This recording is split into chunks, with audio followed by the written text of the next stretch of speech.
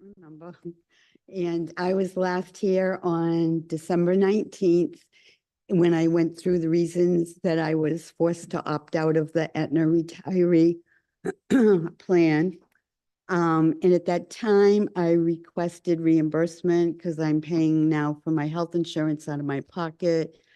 I was told that someone would get in touch with me, and I haven't heard anything. I'm still paying out of my pocket. I'm still requesting some reimbursement. And I do know of one other retiree who had to opt out for the same reasons that I did. So I hope that that's still being considered and someone will get in touch. I have 3 points. They're all quick. I'm wondering if the board knows when the last time Ken Lombardi is, his agency is the health insurance contact people, whatever. I'm wondering when the last time his services were bid. Even though the town doesn't pay him directly, I think it's important that that agency or that service is still bid out so that we know what we're getting, we know, or you all know what's, is everything competitive? So I'm hoping that you'll look into that. And the third thing is I want you to know about a retiree where Aetna failed miserably. This retiree was scheduled to have eye surgery, 2 eye surgeries in January. A week before the first one, he was contacted that the site where his ophthalmologist performed surgery doesn't accept Aetna. Called the magic number reached out. The site, whatever it was, said, thanks, but no thanks, not going to take Aetna. So the surgeries were canceled. The retiree had to find a new ophthalmologist. The earliest consult he could get was in April. The consult will happen how long before the surgeries get rescheduled? To make things more complicated, he had travel plans around his surgery. All of that has to be redone. So for a plan that was supposed to work for anyone, anywhere, this was a real big failure. So I hope you guys will get back to me on the first 2 items, the questions, and keep in mind what happened to that retiree. Okay, thanks. Are there any other public comments? Nothing in the online audience? Okay, so the next item under schedules appointments, we're going to be continuing to discuss articles in the draft warrant, and we have Barry here from the Personnel Board. And do you have a quorum or need to call up? Okay, okay. Didn't look like it, but just wanted to see. Is your quorum 3?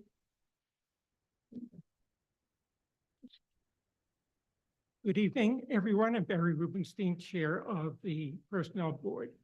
I hope you all have the summary. It was in the packet. I don't intend to go through every item there. I'm just going to highlight a few that I think are significant. And I'm going to jump around a little bit, but I'll try to be as clear as I can be. As most of you know, if not all of you know, we've been working on producing an employee handbook for a long period of time. I'm hoping you're going to see it in the next couple of months. In the course of doing that, we discovered that there's a disconnect between the powers that the SAP gives us, the Personnel Board, and those that are referenced in the Town Administrator statute. So the SAP limits the Personnel Board to policies that have to do with salary and benefits, period. The Town Administrator bylaw says the Personnel Board will provide oversight and guidance on all personnel policies. So the language that we're inserting in these are items 2 and 9 on your summary, Here it is. are just to make There it is. Oh, got it. make the two bylaws more consistent with each other so that it's clear that we have the authority to oversee and provide guidance to the personnel director in the development of all personnel policies as we are doing in the employee handbook. So These are that, both town bylaws that are conflict. Yes. yes. So that's the rationale for the addition of that Okay. language. We're not trying to usurp any power that we didn't have. We're just trying to make it consistent between the two bylaws. The next significant ones are numbers 7 and 8. And these are, we've been trying to focus on doing things that can make Southborough a more attractive employer for candidates, given the hiring environment we're working in. And obviously, there's only so much we can do on the compensation side. So currently, if we hire someone who has had in their prior Yep. jobs has 3 or more weeks of vacation, we can allow them to enter our system at 3 weeks. What the amendments we're proposing in those 2 items is to increase that to 4 weeks. So that if we hire someone who's been working and has 4 weeks of vacation, we can give them 4 weeks when they come to work for us, rather than forcing them to take a cut in vacation. So we're not granting something beyond what they already have, but if they have that, we want to maintain that. So that's the rationale for those 2. Probably the most significant one is number 11. And those of you who followed what we did last year, we considered doing this last year, and that was implement a step grid system. And we put it off a year for a variety of reasons, but we think it's time to move forward with it. It does a number of things. It brings us in line with what the town already does with non-SAP employees. It brings us in line with what most of our peer communities do. And it provides more predictability for employees in terms of what they can expect for future increases, realizing that there may or may not be cost of living increases on top of what the steps provide. So we think it makes sense for the town to do this. So that's a significant step that we're taking. And the last one I would focus on, and it relates to the step system, is item number 6. So the SAP currently provides that the personnel director can hire up to the midpoint of the job grade. Because there's no longer a midpoint in the step system, we've just changed that to step 8. So it's 15 steps, so step 8 is the middle point. And so just to make it consistent with the new system. I should mention, in addition to the ones that are on the list, we'll obviously be amending Schedule A to add the civil engineer position that you approved the job description of. There may be one additional change that we recommend, but if there is, I'll report back to you either orally or in Okay. writing. Now, there had been a discussion about the correct name that we should have. Is that the correct name? Civil engineer 1. Civil engineer 1? Okay, okay. So we've agreed on civil engineer 1, not junior, whatever. Correct. Okay. Right, so we had approved it previously under the old title, we'll just revote it and approve it under the new title. Sounds good.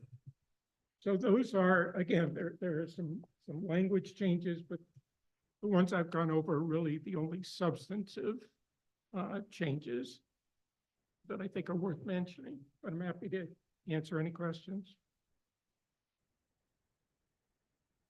It seems very straightforward to me. Kathy? You got the steps down completely? Because that's why I'm a little fuzzy. Okay, So can we just focus on the steps? To me, that's the biggest thing here. Okay, so you compared, I think you said we're moving toward what the union contracts have in them as far as, but they've got lanes too. They got steps and lanes. This is just steps, correct? Right. Okay, there's now 15 steps proposed. Correct. And, the budgets that are proposed this year do reflect this passing, right? That's what they've Yes. done as far as, okay, so you got 15 steps. And if you don't move up a step, in the next year, what does that mean as far as a raise goes? So as you know, right now, everybody gets the same increase as long as Right. we have at least a satisfactory performance increase. Going forward, that will continue. Everyone will move up a step every year. Automatically, Automatically. okay? So they'll get there's a 2% gap from step to step. So everybody will automatically get a 2% step. If we decide that it should be greater, we should give a cost of living increase, we would move the table up an additional amount so that if we say there should be a 1.5% COLA, then we'd move the table up 3.5%. instead Every of step would go up 3%. 3.5%, Right. okay? Right. So it just, the impact on employees won't change in terms of the monetary amount, but it shows them, okay, if nothing happens, I know I'm going to get 2% next year. So there's going to be a floor of 2% going forward, right? And then depending on inflation, whatever, it could be something higher for Correct. everybody. And Okay. obviously, if something dire happened, we could change it, so it's not 2%, if we had to. Hopefully that doesn't happen, but Okay. given the past history, we thought 2% was a reasonable floor for people. All right. Sam? All right, yes, thanks, Barry. I've been following the meetings, and I think there are a number of good things that are happening here relative to sort of standardization, consistency, and so forth, and catching some inconsistencies in here. I still, it's my understanding, there's still no effort for merit-based pay in here. Is that correct? Correct. So just brief history without going too far Yeah, back. yeah. What we tried to do with, about 3 years ago, we really focused on performance appraisal. And we had everybody trained on how to do performance appraisal. We made it clear we were looking for distinctions among employees. And after a couple of years of that and everybody there being no distinctions among employees, we just essentially threw up our hands and said, Yep. this just isn't working. Yep. And it's not worth our time to be reading all of these Yep. performance evaluations and doing all this work if it's going to end up everybody's in the same place Yep. anyway. Yep. I know prior to that, there'd been a study group looking at merit pay, and Mark maybe can address this, but they got nowhere. So I think our heart is in the right place. We'd like to do something Yep. in that regard, but we just haven't found the vehicle for doing it that seems to make sense. Yeah, and I've been following conversation for a number of years, and the statistic, I remember that one year there were like 250 evaluations, and all of them were a 5 or whatever the top one. Yeah, if you So look it's, at all the evaluations we got one year, and Yeah. there are probably 50 different categories. Yeah. So take 50 employees roughly times 50. There were 2 that were needs improvement, two Yeah.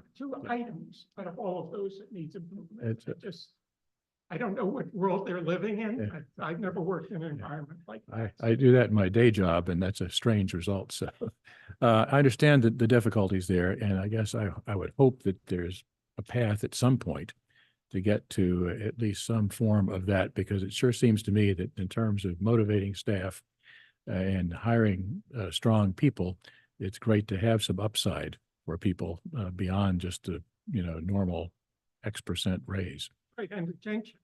Yeah, We keep the sure. good people. Yep, exactly. So that's something we've been Okay. focusing on and what we're Okay. doing. Yeah, I don't have a solution, but I hope you guys continue to think about it at least. So thank you. I assume in the same boat with most other towns, though, as far as this goes, that there's not a great model out there as far as how to try to reward your stars to keep them. No, No, I mean, Mark, you can talk to this, but we have surveyed other towns and we can't find anything that. Not only reward stars, but encourage underperformers to seek employment elsewhere. Yeah. I, You're I- right. yeah, I think and Barry is correct. We talked about this, actually, I think we talked about it again as recently as this morning. And I think in the form of government that we have, it's very difficult to try to put a merit, and this personnel board has talked about putting a merit-based plan under me, and having me decide how that works and putting that together. But unfortunately, that only works for those departments that are responsive to select board. Right. So when you have elected offices, elected boards and everything in that, it just doesn't work. My suggestion has been, everything, whether you're elected or appointed, everything runs through personnel board. But I'm not sure personnel board wants to take that on and, and be, the deciding factor in terms of merit-based pay when they're really not very close to the issue at all. Yeah. So that's really the hard part, is how can you put something to be consistent, Right. in place, which is really what you're trying to do. And it's one of those situations, in my experience, that whatever you do, you're going to have people unhappy about it, Sure. unfortunately. So I don't see any easy path, but hopefully it's something that people continue to think about and look for opportunities. And Because, maybe yeah, look- there is, because there is a subjectivity about it, Yeah, sure. right? Of course. So, okay, thank you. Good progress here. Thanks. I think you've taken an enormous, your group has taken an enormous amount of data and simplified it in a really good way. So, thank you. Yeah, I'll echo the comments on merit-based pay. I know it's hard.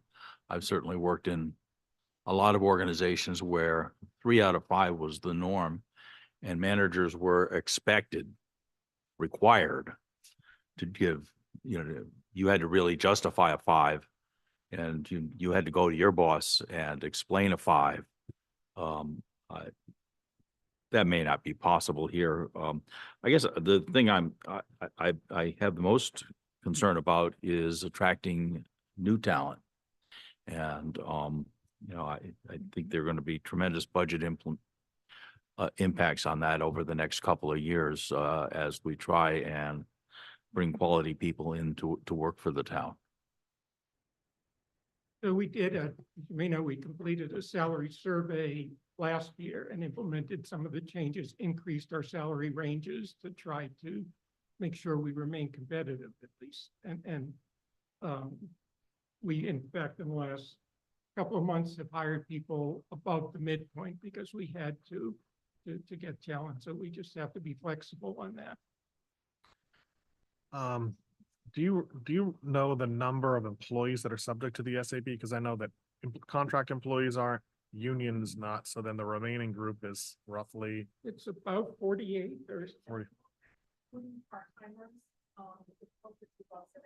oh, with part-timers. Okay, Still small compared to the total employee yeah. group. The big employee group, of course, is the union, Schools. yeah, that was, well, police and And fire, schools. DPW. okay. So are there any comments other than those we've had so far, or, issues with the proposed changes by the personnel board?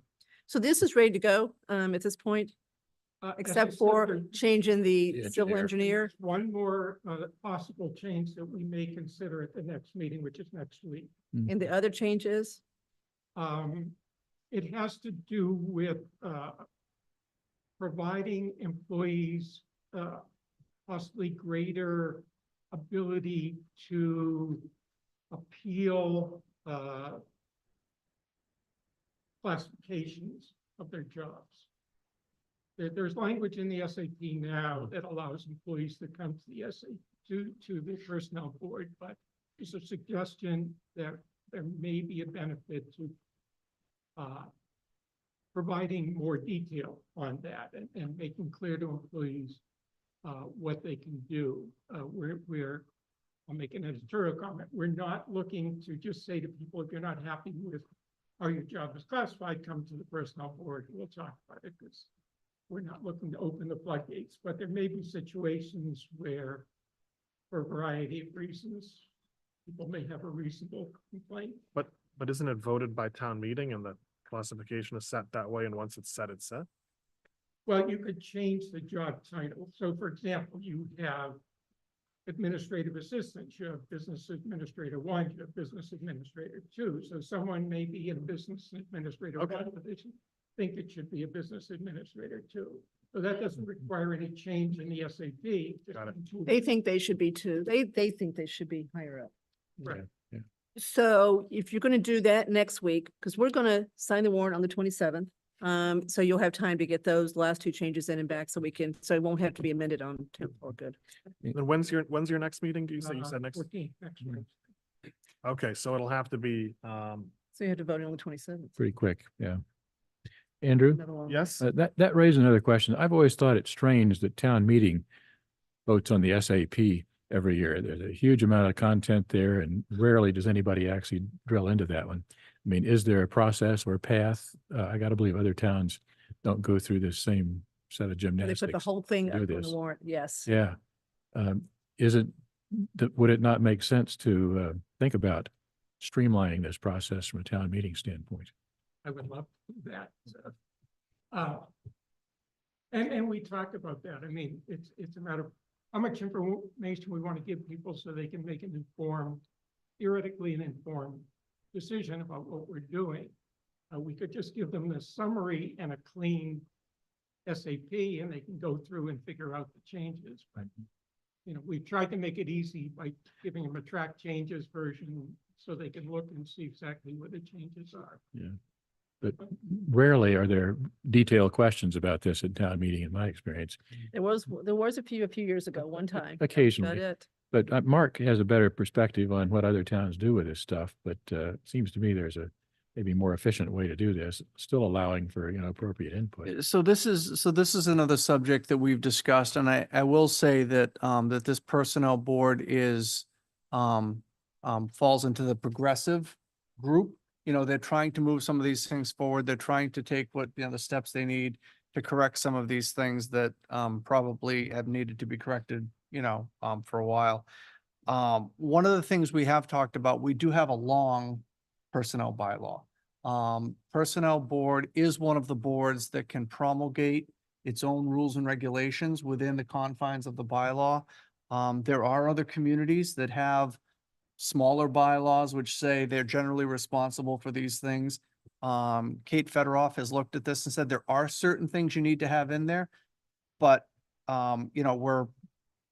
it's something we're working on to try to see if the board will promulgate pieces of the bylaw into rules and regulations and then can just refer to them generally in the bylaws, which will significantly shorten that up. Yep. I mean, I certainly support that over a longer period of time here. It would be something worth investigating, I think.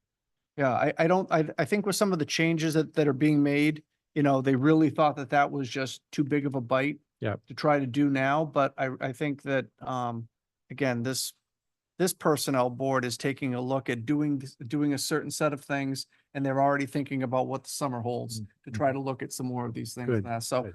I think, at least I get the sense that they're committed to moving in that direction. That could be Barry's next career then.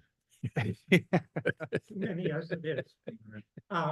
Yeah, I mean, we had, when we started on the employee handbook road, the idea was we're gonna take big chunks of the SAP, put them in the handbook.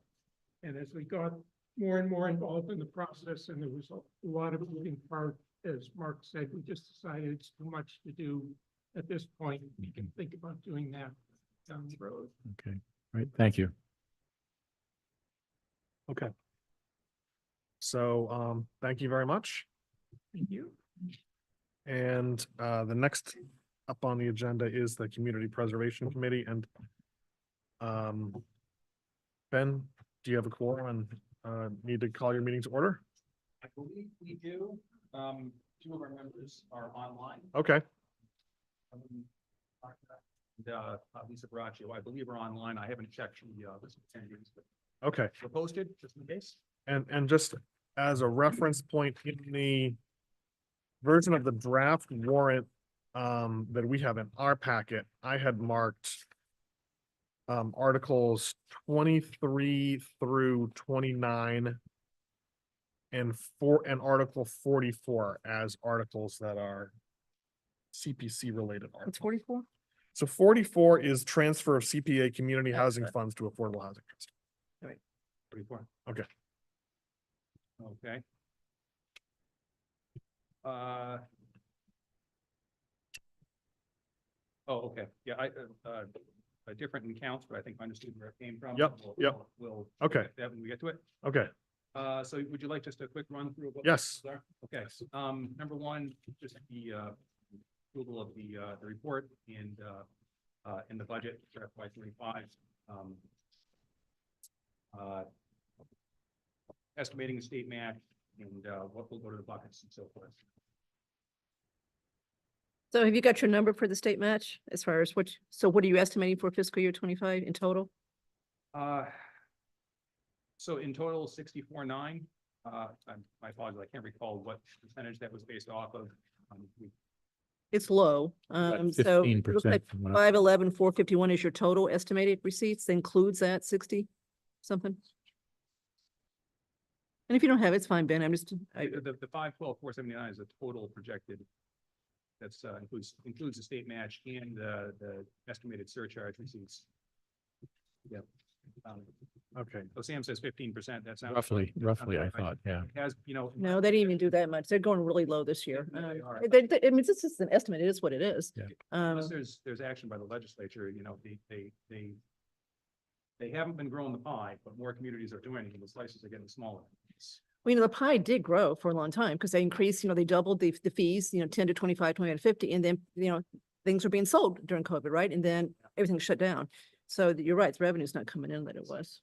And listen, we like to, and we're gonna get to this in another article in just a minute, we don't wanna overshoot also. And base decisions off of money that isn't going to appear. We wanna be safe. So the next article, I said, we have our own internal numbers for these. This is our article too. I'm not sure where it would fall in your list. 29, okay.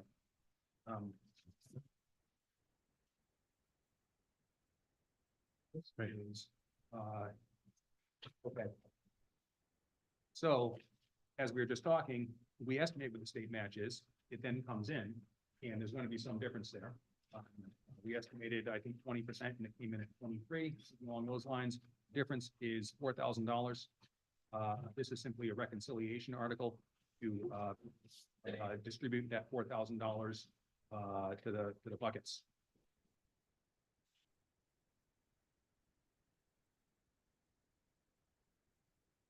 Okay, it's actually the next four are bond payments.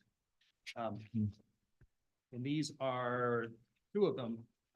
The 84 Main Street preservation restriction is basically a copy and paste from last year. Although I looked and the amounts were a little different.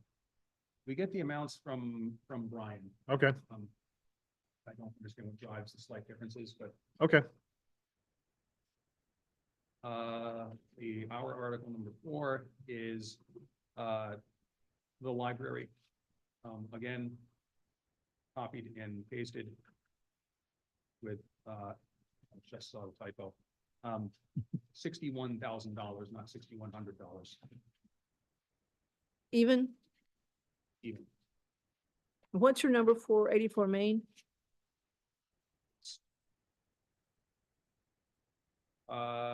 75,438.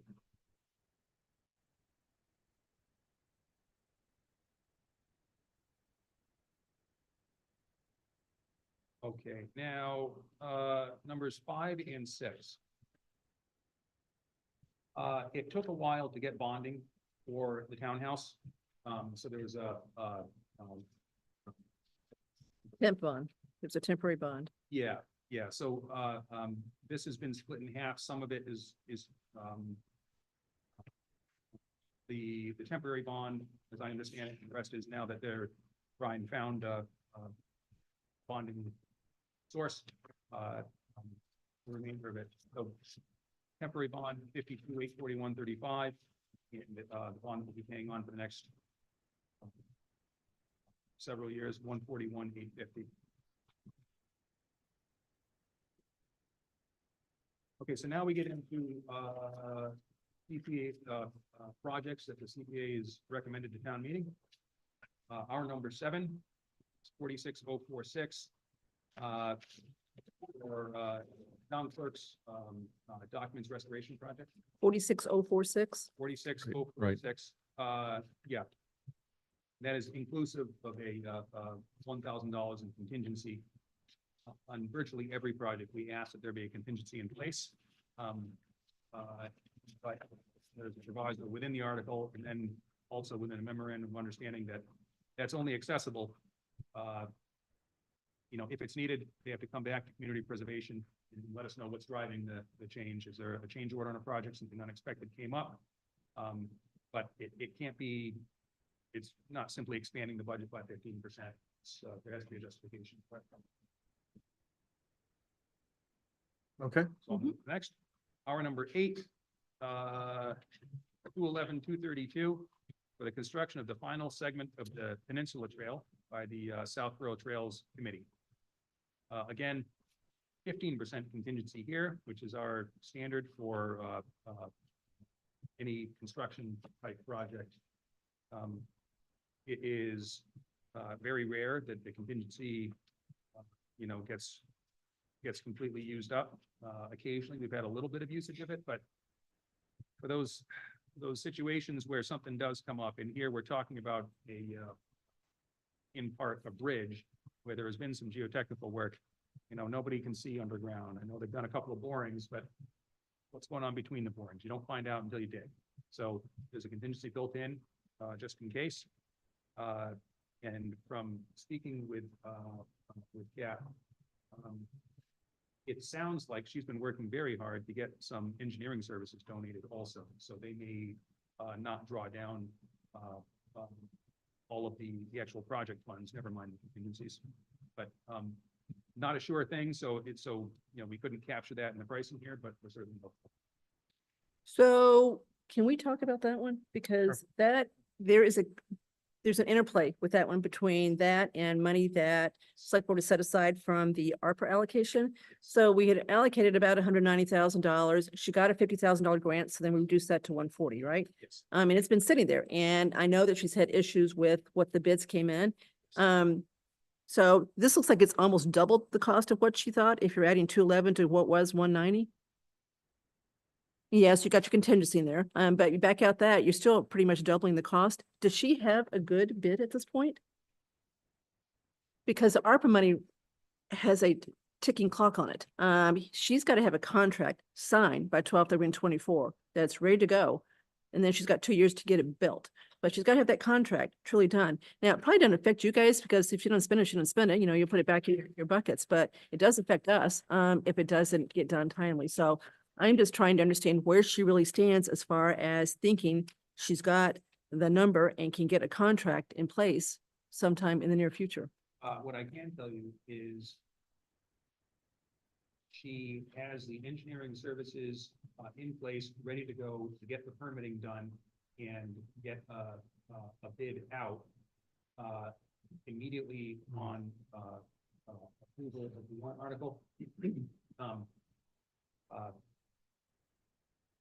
And speaking as a member of Conservation Commission, the permitting timeline will absolutely allow her to do that, so that when these funds, if approved, become available July 1st, she'll be ready to go.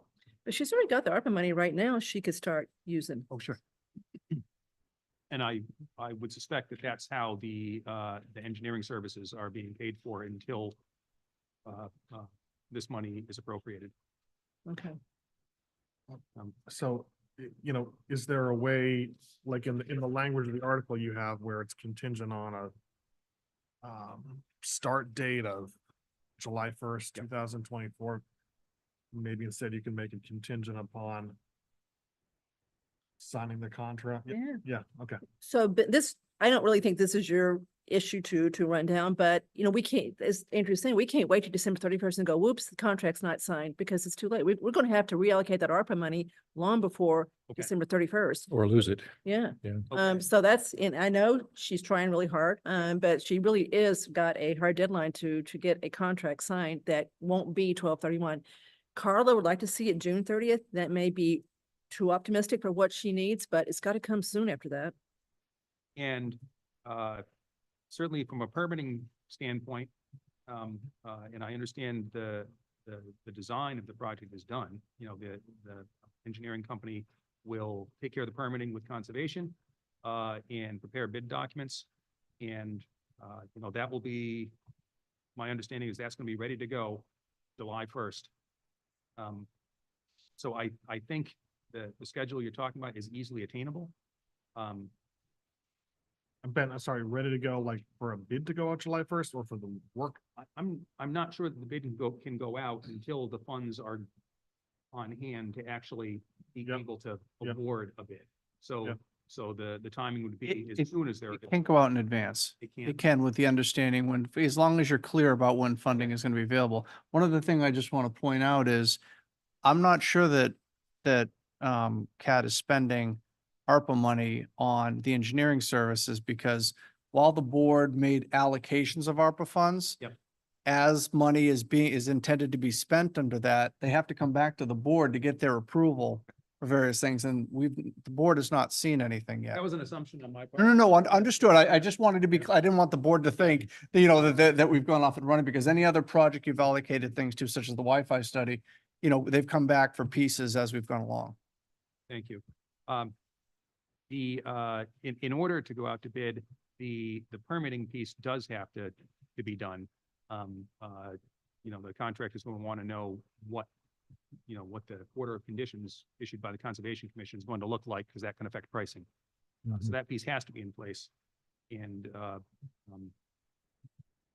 my understanding is, as soon as a town meeting approval is received, if that's what happens, the permitting is going to take place immediately and get through conservation, so that, as Mark says, if the bid can go out prior to July 1st, the permitting will be in place to allow that to happen. So the total cost of the project is the 211 CPC funds plus the. 190, yeah. I mean, she's already got the grant, so we do 140, grants 50, then they're doing 211, so you have $400,000. Yes.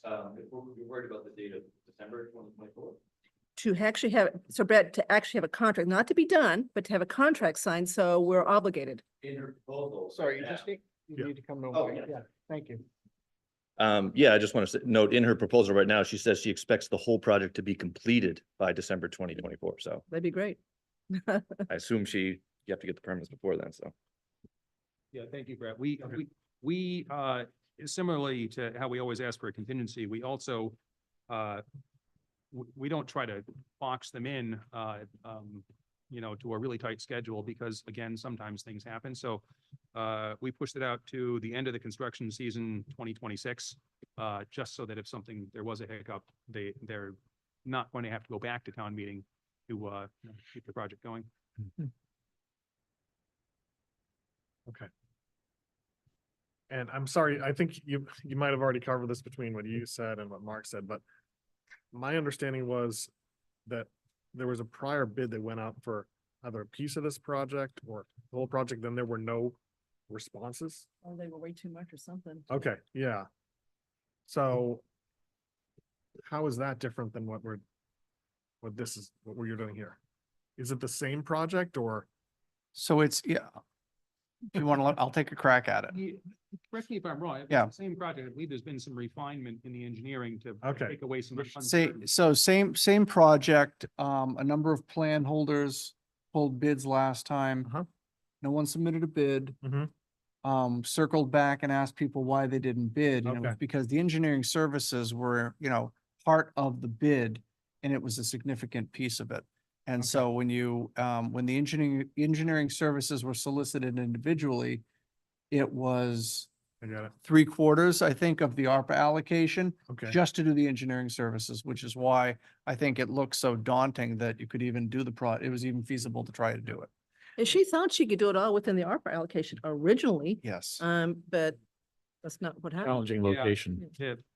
The bridge turned out to be a much more complicated thing than was expected, involving, as I said, some geotechnical exploration. That's part of the engineering work and what drove the cost there, I think, in large part.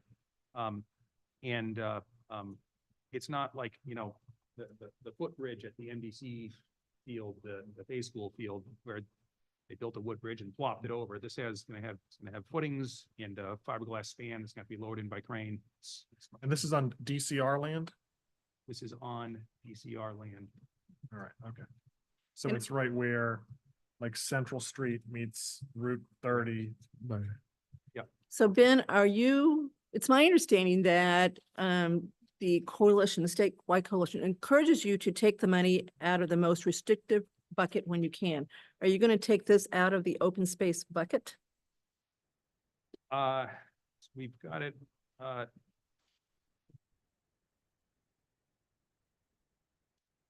like recreation, And I Yes. get, the golf course is probably another one too, so it seems. so that we, those two we could try come out. to, we try to, if it's possible, to protect the open space bucket so that when open space becomes available, we would be able to act on it. And I'll give you a great example. That was the Halloran property. When that came up, the CPA fund was in a position where there was enough open space money that parcel could be picked up from a very generous family. It's your choice. I mean, it's Yeah. your call how you do this, but if you, let's say you decide to empty out the open space bucket with this and, I mean, it looks like it's almost the exact amount, in the golf course, right? And so there's zero, just like historic is always zero, right? There's two, everything's historic. Yep. If another piece of property came along that you wanted to buy open space, you could still use the unrestricted buckets to buy it. That's correct. And that, we'll talk about that a little bit more in the discussion. of the Yeah, next I'm not part. trying, it really is your call as Yeah. far as where you do it, That- but I just, that's- I wondered what you're That's gonna do. our reasoning behind it, and Yeah. it's been a practice of the committee for long before my tenure, the 8 years or so that I've been on. It's been the practice of the committee, and it's served the committee well. All right, so just kind of summing up, like, that's the question I asked. So basically, from the last iteration, the last proposal was just not realistic. It cost way more because you need to do all this engineering work. So now the ARPA money is available, to pay the engineering work. And then the CPA funds are to basically top that off to pay the anticipated entire cost. Inclusive of the engineering costs are gonna come from two different buckets. But basically, the ARPA piece has to come first, because you have to get the contract locked down by like June 30th. And And the grant probably has some type of deadline on it too. I don't know what it is, but Okay. there's probably a deadline on yeah, that one too. all right. So, yeah, I know Kat has done a lot of work on this. This is like a 4-year project just to get this point. It is, and this piece waited until the end because it's the most complicated part. Obviously the engineering and construction, but also working with DCR to come to an agreement to allow this trail to be permanently Do you installed. know how long the trail would be? Like, I know it's unfair to ask you the question on the spot. I just can't, Okay, I can't recall the number. all right. Yeah. Yes, Al? I have a couple of questions. How many people do you think are going to use this trail every year? That would be a question for Kat McKee. My family and I can tell you for sure. But beyond that, you know what, I don't have a sense of the numbers. Okay. Yep. The reason I ask is that I'm looking at the 15% match, which is substantially different than when this program was sold to town meeting, when the matches were were First couple of years, yeah. 50-50. Yep. And I'm beginning to wonder whether we should continue to participate in this program. I think there are things that we have funded that we would not have chosen to fund out of the general fund. And we have a budget that is painfully tight and going to get tighter. And, we're devoting close to $500,000 of money to activities which, if we were simply paying for them ourselves, I'm not sure we would pay for. I think at some point, and perhaps it's the fall, town meeting ought to be asked to reaffirm whether it really wants to participate in the CPC. Now, this is an opportunity, quite honestly, to offer people a 1% reduction in their tax rate. Mhm. And, I got a couple things in here, that, one in particular that we're gonna talk about in a minute, that, I'm quite skeptical about. So, Understood.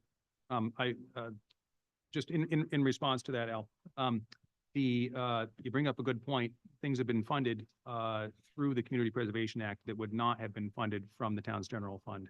That's, that's absolutely true. That's not necessarily a bad thing. That's probably a good thing. Yeah, so that's where I'm going, Kathy, is that the Community Preservation Act was, established because there's a class of projects that during the conventional, funding cycle, after you've funded, education, public safety, public works, the administration of town government, recreation, and all the various functions of town government, all these projects that add to the richness of our lives in the community, they kind of get elbowed off the table, and for very understandable reasons. Money is tight. So the CPA was established to put together this separate funding stream based ultimately on a surtax on property taxes, with a state match that, as you point out, has been declining. We don't know if that's going to be a permanent thing or if it will grow again. We don't know. But the aim of the act remains the same, is to fund these very special projects that have, in my opinion anyway, and I think I can speak for the committee on this and many folks around town, have added incredibly to the richness of the community. So when there was a hefty, state match, and the state was participating in this made a lot of sense. It made a lot of sense to me. Let's make Excuse sure me. we have the numbers correct. The state match the year before was 38%. And the reason is because the state not only collects its fee at the registry, they also plot money in. I went back and looked, 7 out of 21 years they plot money in. So they did 20 million 3 years ago, or 2 years ago, then they did 10 million a year ago. They didn't do anything this November. Because remember how rich the state was 2 years ago? We all got refunds because we had so much money. So they do put extra money in it, and that's what will determine probably. But I mean, Ben's right. We've got 196 communities, I think, out of 351 that are doing it now. So that continues to grow because people are going to, this is kind of, if it's something we were going to do anyway, then why not do it and do it on the CPA side and get at least a match, right? That's another way to look at this. But I just don't want the public to think that there is necessarily agreement among the 5 of us that we should debate whether to get rid of it. I, for one, think we should increase it to 3%. So there's definitely a variety of opinion among this to be determined later. That's not why we're here tonight, to debate the surtax. okay, But, that's um, right. yeah. This is just a discussion about trying to finalize the warrant, not That's about right. whether we should have Yep. the CPA or not. I just, No. given the Sure. opportunity to Absolutely. No, So just one, point and then, I'll And is go to that their Tim. project? Okay. Yes, okay, I have walked what I think is the location of this proposed trail, right? So I think it's on an annual basis. DCR, I know it's happened at least twice. I did it in 2021, where in like the springtime, a ranger from the DCR comes and it will lead a tour of this trail. It's actually like, I want to say like 4 miles long. So it is very nice and very, It's 4 miles? I'm just guessing. So Felt it is felt like very nice, 4 and very miles. interesting, but I don't have the data sheet on it. So, I remain interested in it. It's just one of the things we're struggling with is the cost of it is just ballooned. yeah, it has. So one other question I have with respect to the trail, and I know you're, what's it going to cost us annually to maintain this? The maintenance of the trails throughout town is done by the Trails Committee. They're one of the town bodies that physically gets out there and works. And they do a fantastic job. So the absolute majority of the trail is going to be maintained by their efforts. And the bridge itself is, being chosen to be a bridge that isn't going to require a ton of maintenance. It's design life. simply can't recall the figure off the top of my head, but fairly lengthy. It's not intended to need a whole ton of maintenance. All right, Tim? Yeah, Kimlet Woodland Road. I'm just going to suggest that you really need to bring Kat in to get the full and correct story on this. For what it's worth, at the Accessibility Committee, Kat indicated that she had pro bono engineering services from the Community Engineering Corps. Some organization out west is how she described it. But in any case, I think if you really want to get the right story, you ought to go to the source. I mean, this is a bit too confusing and diffuse for anyone to make any sense out of it. All right, thanks. Okay, does it make sense to then turn to the next? Yeah. And final article? Okay, so golf course irrigation system. I don't know, I know Kathy had been following along what we had been discussing. We thought we had found a mechanism where the golf course could effectively, we could, using CPA funds, help the golf course to self-fund this capital by redirecting a portion of the revolving fund every year to repaying CPA funds so that it would function like a 0% interest loan. It seemed like a fantastic idea, something that would probably be acceptable to town meeting. We then learned that there are two reasons why we can't do that. Without completely going down the rabbit hole, DOR told Carl McCullough that you can't encumber a revolving fund in that way. And then also our adoption of the Community Preservation Act, like every other community that adopted it around the time that we did not include language in the article that the DOR wants to see to allow a CPA fund to take in outside funds. To take in funds from the municipality outside of the surtax. So the funding scheme that we had come up with that the golf course committee seemed on board with, unfortunately falls apart. We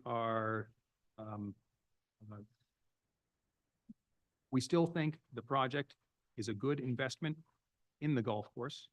I think this last year was very instructive. There was an awful lot of rain, and we got to see what the golf course looks like when it's properly irrigated. And the way it looks is lush and green. With all the rain, that typically pushes down playership. People don't get out and play on rainy days, and in some days, it, of course, simply wasn't able to open because of the rain. Despite that, playership rose to a record this year, and that was because of the incredible shape the course was in all through the summer, including in the hottest days of August. The funds turned over to the revolving fund went up to, I believe the number is $91,000 in the last year. Yep. And it started its first year in business at something like $25,000. It certainly appears that this is an investment that will have payoff. It will continue to increase playership at the golf course, even just keeping it at its current level rather than letting it recede back to where it was in the days of, brown Augusts. Will have a payback. Payback will appear in the revolving fund. So that was the committee's view on it. We are asking that we can't encumber the revolving fund in the long term, but there are funds there that are going to be left over, anticipated to be left over at the end of the year, that to try to help make the sell to town meeting, the committee felt ought to be committed to the project. Roughly $50,000 is the number we're working with, which puts the total price, including again a 15% contingency, a total funding from the CPA fund of $553,750.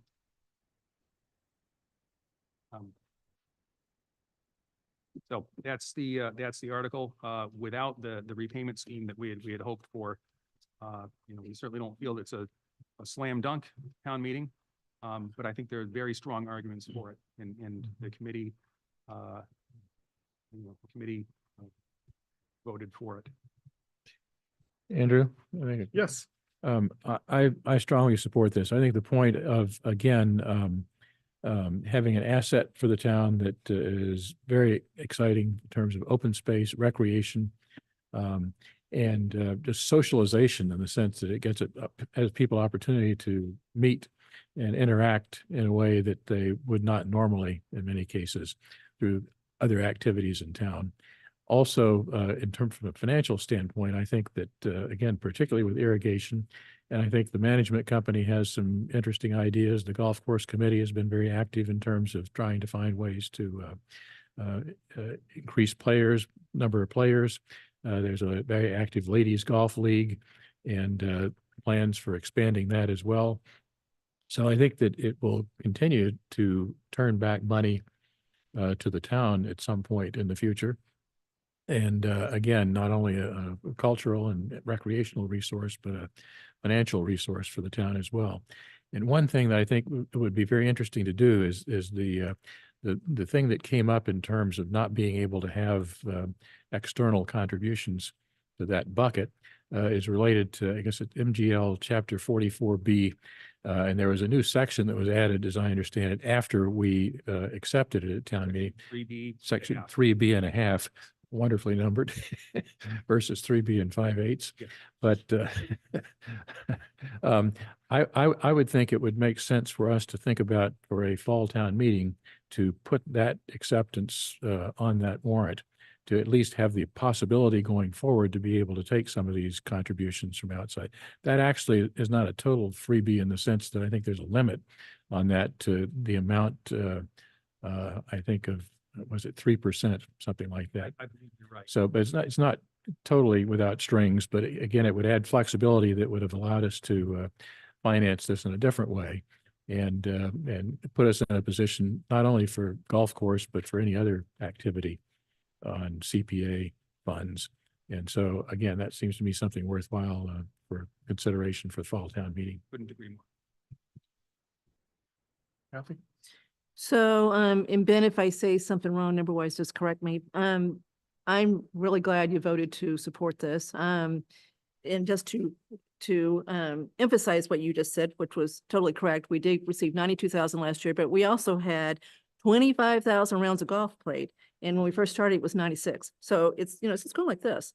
So it is really popular. I don't know how many people are going to do the trails, but that's a lot of people playing golf. So I think it's an asset. We, we didn't buy the land to make an investment that we're going to profit. We bought it to keep the land from being developed, right? That was the primary purpose that we did this, but it's turned out, I think, really well. So it's turned out that we really should be able to start getting a little bit of return on investment, Mr. Hamilton, that we talked about before. So the total investment right now is $6 million. It's not 5, it's 6. We paid 5 for it. Remember, we had to increase the price to begin with, and then this is going to be 550. The CPA funds have already done some work there, so add that. We did the work on the thing, so we've got $6 million into this thing. So I'm glad that the committee has agreed to put this forward. I think a $50,000 contribution from the revolving fund is reasonable, and I don't think there's going to be any problem with it being there on July 1st. I think that's probably pretty conservative, so I think that's actually a fair way to split this up. And you're right, you need a lush green course to attract people. You can't have a burnt out golf course and expect people to want to come play. So If I may, there's Sure. one piece that I forgot that Tony Schoner told us about, is that the existing irrigation system is, it's ancient. It's galvanized iron, as I understand it, some of it not even galvanized. And it's beyond on its last legs. It's at a point where at some point it's simply going to fail and it's not going to be repairable. And there is a worry that if it's already undersized, very clunky and difficult to use, involves, dragging hoses all over the place. And if that goes, there's a real worry what's going to happen to the turf on the course. So there is a little bit of pressure to find a solution also. So if the cost is more than projected, then the town still, the Raleigh Fund still puts in 50, and then the contingency that you're approving kicks in for that. The contingency is not shared in the same proportion, right? I mean, I don't think you can word it that way Shouldn't because be. we can't, we've got to know what we're going to contribute from the golf revolving fund. That's got to be fixed, I think. Yeah, which is why there are all the placeholders in the draft article that we gave to Melanie earlier today. We have to fix what that number is going to be. I'm glad to hear that that you agree that the $50,000. Well, I'm just one person. No, I agree too. Yeah, I agree. Um, Yeah. So So No we one's have agreed that yet. number to plug in there when this goes for a review by town council and Carla. yeah, it's more important what CPC wants to put in there because it's your article coming forth. And that's, And then the town votes. I mean, we vote on it, but we're not voting for that number. We're voting to approve the article that you put forth. but with, you know, with the contribution from the revolving fund, we want to make sure, and I want to thank Mark for scrambling at the last minute to get us the information we needed to make this happen.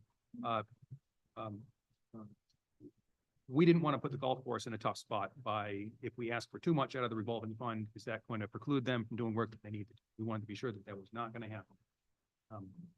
So that's how we got to that number. It felt comfortable to us. If it feels comfortable, you know, to you guys, and especially to Mark, who's very much on top of the golf course's finances, then that's the number we'll plug in. A question for you about, in the article, the contingency based on a project start date of July 1st. So is this, we do this for every article, or what? I was thinking like, if we don't have to, why would we tie our hands with that? If some flexibility might, you know, allow for, what if you send out a bid and then you don't like the responses and you'll get a better bid if you just bid it at a different time? I mean, we've seen that on other projects. Well, they can't do it till after the golf season, right? So it's would- gonna be that's the done in plan, October, yeah. November anyway. Yeah, so, That's Tony. Maybe take out that contingent on start uh, date. Be completed by yeah, end of 26. And the Is plan the, is is to do the, it this is fall. the intention to put sunset clauses in? Is that what the intention of the committee was? It is.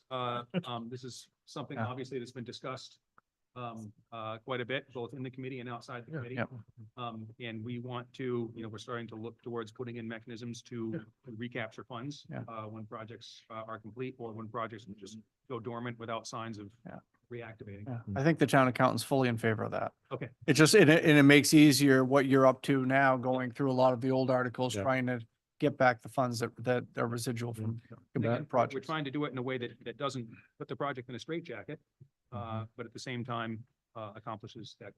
I'm not sure the start date is critical there because the, Yep. the golf course, management group and golf committee is eager to get this moving as quickly as possible for a variety of reasons, Right. so maybe Um, remove the start and keep the completion date in there. Just to that point, I think, and I do want to acknowledge Tony Schoner is in the back of the room, and a member of the golf committee and, a tireless advocate to, for the course and for trying to keep that operation moving forward in the right direction.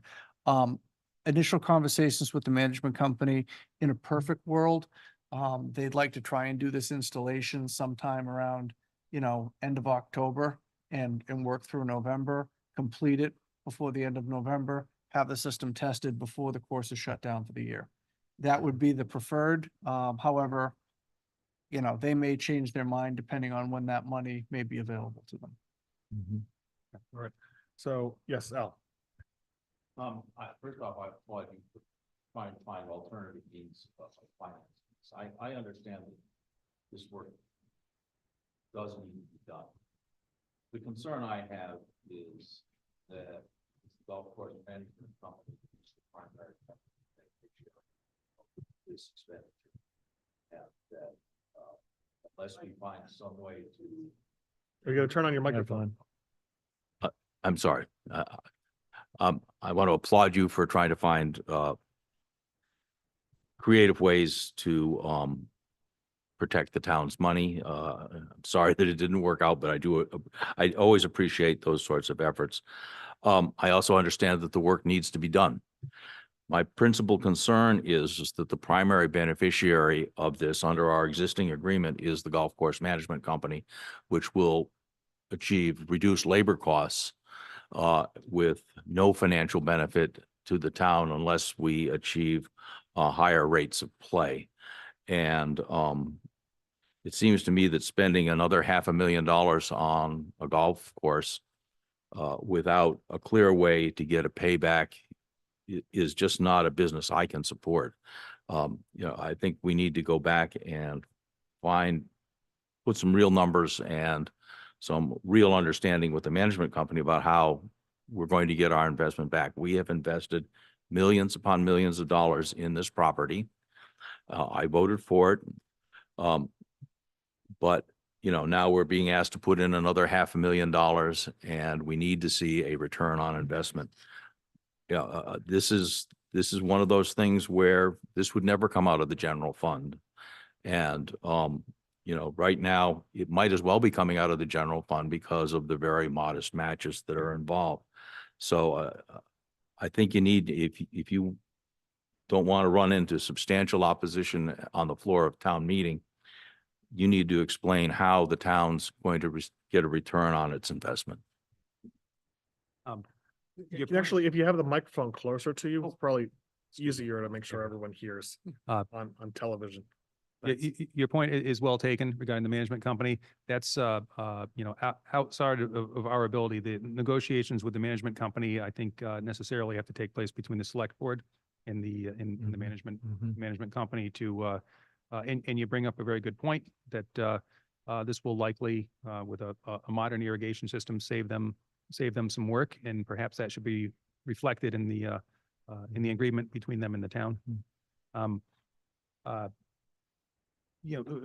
We were faced with a certain reality on the ground, reality that got harsher once DOR voiced their opinion. This was the best way through it that we were able to find. The question that you raised, we certainly anticipate will be raised on town meeting floor. Marguerite? Yes, and maybe this is a question for Tony. Isn't the company that is slated to be doing the installation of the irrigation one that was found by the management company and it's not being put out to bid? No. No. No. So do we know that it's going This to be is a that much? project that has to go out to bid. Okay, so, Absolutely. okay, because I seem to remember that they had the company in mind. Okay, good. They have companies that, because again, the management company does manage other courses. Yeah. They have vendors that they're familiar with. We'll be happy to provide them copies of the bid proposal and make sure they're on our bidders list. But I want to be clear, no one has been selected to do this work. We don't even have funding to do this work yet. Just thank you for the clarification. Okay. They've identified reputable firms that might be interested in doing it, which I It think will is still be published good- in the good place central to start. register, and Yeah. any qualified firm can Yeah. pull the documents and submit a bid. Andrew? Yes. Can I make quick response to Al's comment?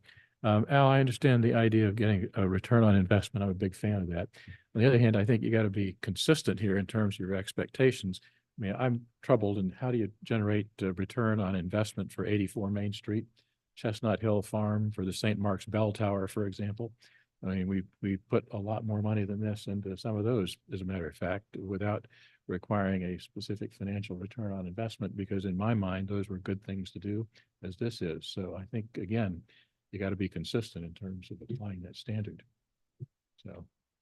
I think the big difference there is that in those other instances, there wasn't a private entity that was going to receive substantial benefit beyond the property owners receiving that benefit. But, Yeah. Here we have a private entity that is going to benefit from this public expenditure.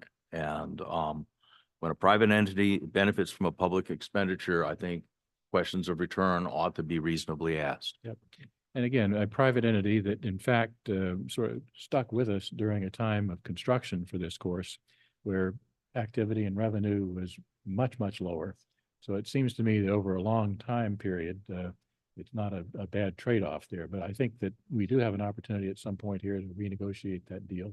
And that's a kind of question that we can talk about when that contract comes up for renewal. 2 years.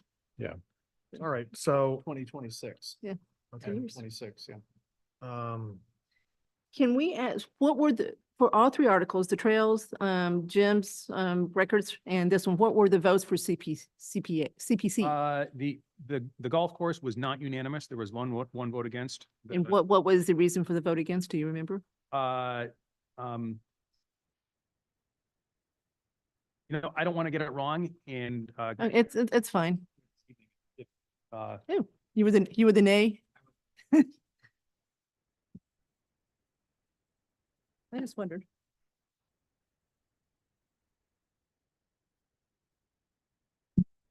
Hey, can you hear me? Grant Farrington, 58 Flag Road. There were a few reasons that I voted no. One was I had the concern about the amount of money that had been invested in the property.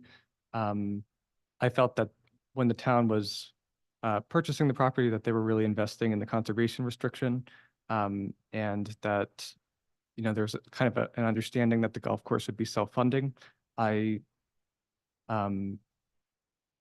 When the alternative mechanism to have the revolving fund pay back to the general fund was, sorry, the CPA fund was in place, I was a little more amenable to that.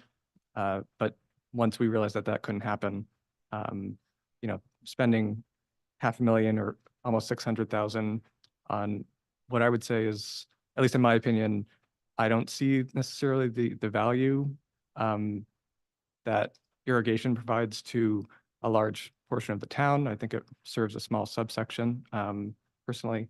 And I think, that's 600,000 that could go to other more worthy projects. Thanks. all right, thanks. one last thing regarding the, Yep, and then I'm gonna try to sum it up, so. oh, sure. And yeah, Ben, Rick- we just got a text saying that you're hard to hear. So I don't know if your apologies. microphone's not working right, but if people is listening that- to Zoom are having trouble hearing you. That was better, yeah. When your mouth was closed, that was much better. Okay. My apologies, everyone. Regarding the self-funding, this isn't something that we could do for this year, but there's been a little bit of discussion. Is there some way that we could, in compliance with DOR, achieve some functional equivalent in one idea put forth? Could there be a warrant article, for instance, maybe at a fall town meeting that, want to make sure that I get this right. At the end of the year, funds left in the revolving fund, should be used to defray the costs of CPA projects. They could be used to pay, for instance, some outstanding bills on a given CPA project without, I believe, running afoul of DOR's guidance. So that excess every year in the authorization article for the revolving fund perhaps could be redirected in such a way to offset CPA expenditures, which would indirectly keep money in the CPA fund. Does that make sense? It's not a No. fully fleshed out idea. No, and I don't see how you do that. So okay, We can it's- talk about it, but I don't see how you. do that. Again, we were struggling to find a way to make the asset self-funding. Okay, so, I mean, long and the short of it, I support the proposal that you're bringing forward largely for the reasons that Mr. Stivers spoke to. And so in terms of the sequencing, you're not meeting until after our next meeting on the 13th, so we'll need to get, the final language before our meeting on the 27th, when we're gonna vote to sign the warrant. So we'll need to see, the final ahead enough of the 27th, so that if there's any issue, we'd be able to address it before the 27th. Okay. So with that in mind, does it make sense? I mean, we're not gonna vote this until we see the final article, but would it be helpful if there's a vote of the select board about the amount of 50K. golf course revolving fund that would be willing to? 'Cause I think the 50 is a reasonable number. I think three of you have indicated verbally that you felt comfortable with that number, which I think would give us the guidance we need to plug the number in. If I'm correct on that. Okay. All right, do you want to take a vote on it or? It's, yeah, entirely up to you. I think for my part, I move that, the select board approve contribution of up to $50,000 from the golf course revolving fund to support the CPC article for the golf course irrigation system. Second, Okay, all those in favor? All those opposed? All right. Okay, Okay. So I think, does that complete the discussion about the CPC articles? it does. All right. Well, thank you very much, and thank you for, and for the whole committee for all your work on this. You've had a lot of, very interesting articles this year. It's been it's been a Yeah. interesting and busy year. There was Oh, one more article, oh, yes. 44, Yes, Okay. yes, thank you. which I didn't realize was on the agenda Okay. this evening. Well, I'm not sure how much we can really get done about it, other than to just reiterate that, I know you and I have had this discussion, and then this discussion has been going on for a couple years, but Yes. It's been a concern of ours that we have money that goes to the community housing set aside, and then it has just kind of sat there and hasn't been used. And we would like to have an automatic, ShopC has previously supported having an automatic transfer of that bucket to the Affordable Housing Trust Fund so that we can take advantage, for the same reason you articulated about open space. Yep. So that if there's properties that are available and you need to act quickly, with the Affordable Housing Trust Fund Committee can take advantage of that. Now, I know another thing that we talked about doing maybe in time for a fall town meeting is re-examine the whole structure of the Affordable Housing Trust Fund Committee. So just really want to, hate to say this, continue the conversation, but it's been now going on for a couple of years. Yeah. To find a productive way so that we, instead of, we're basically collecting tax revenue and then not spending it for its intended It's purpose, because we have this bureaucratic logjam. it's now time to have a formal discussion about it. I don't know that we have the time for it tonight, but it's time to have an actual formal discussion about it and actually put together a proposal. And, you need to hear from the entire committee. And I can tell you, as we've discussed, there is a range of opinion on this. We need to have the discussion and find a way forward. So we're not, the discussion hasn't really changed over the past year or so. And I think it's now time to formally sit down and find the path forward. I agree, and I think it's probably not ripe for this warrant, so no, take but it off. But as you know, The first time Ben, we've actually, this is the first time we've had a meeting with CPC Right. here and select board to talk about this issue. So I want to take advantage of that opportunity. as you know, select boards all have different flavors as far as what they really want to get done. But this one, especially with Mr. Hamilton joining, really wants to try to get something truly done as far as affordable housing in this town. $900,000 is what it costs to buy a house on the average in this town. Interest rates are, 6 and 7%. It's expensive.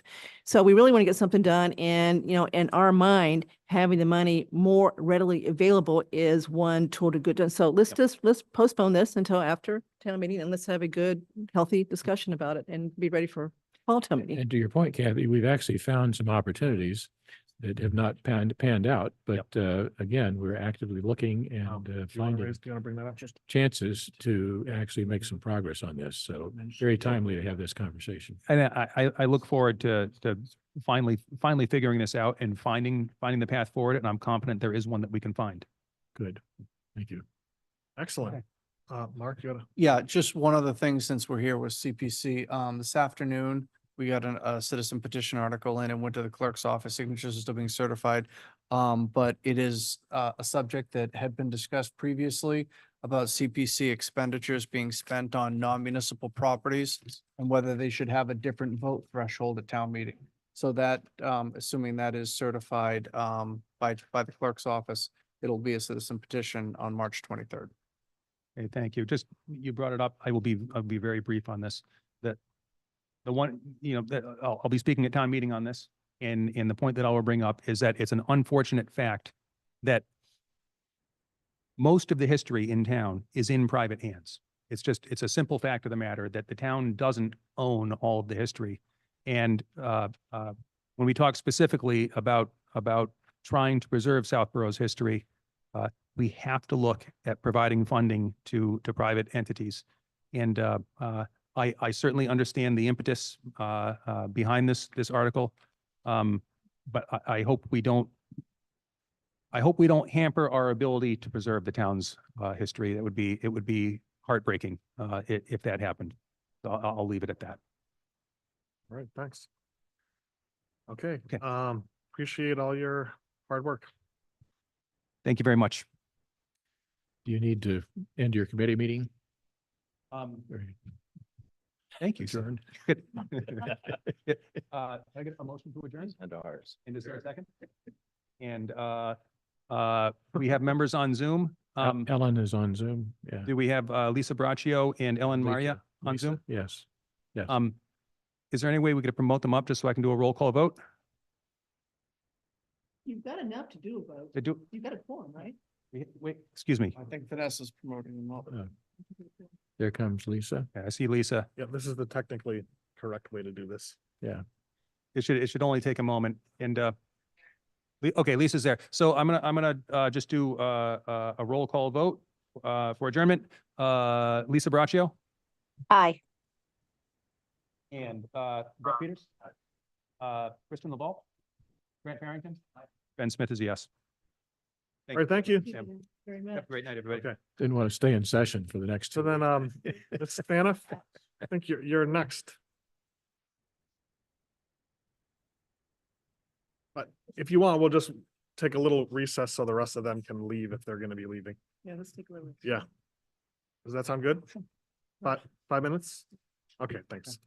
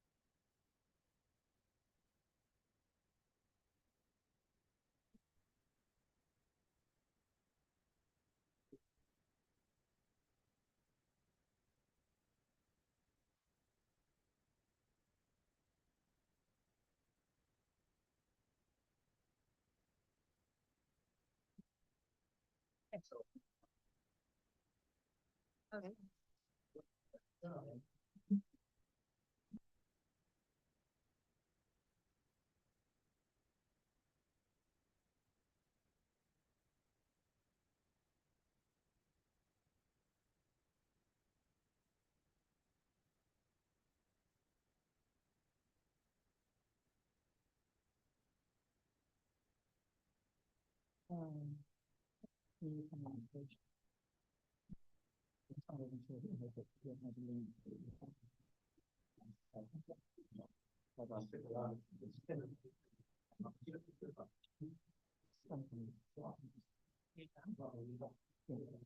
can't, we don't know, we can't really further if we don't know things better. We're not gonna go there. I haven't fallen when we were.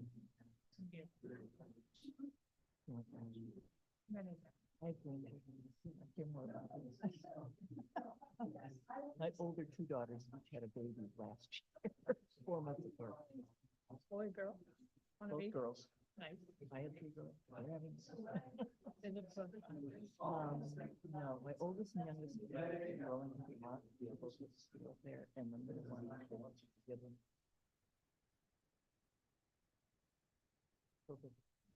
What time did they do?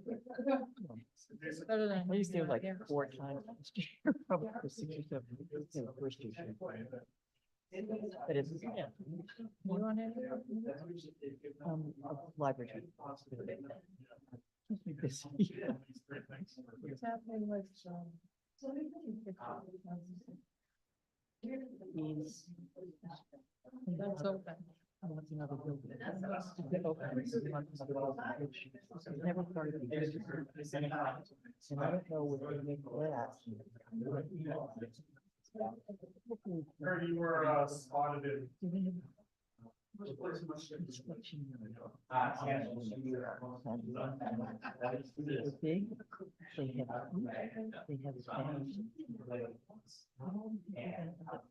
Staying there, working there. I'm getting tired of the night saying, are we gonna have toilets? Are we gonna have, you know, whatever going on in there? Right in the room? I don't think so. I asked it 3 times. Every time I asked. Have them feel.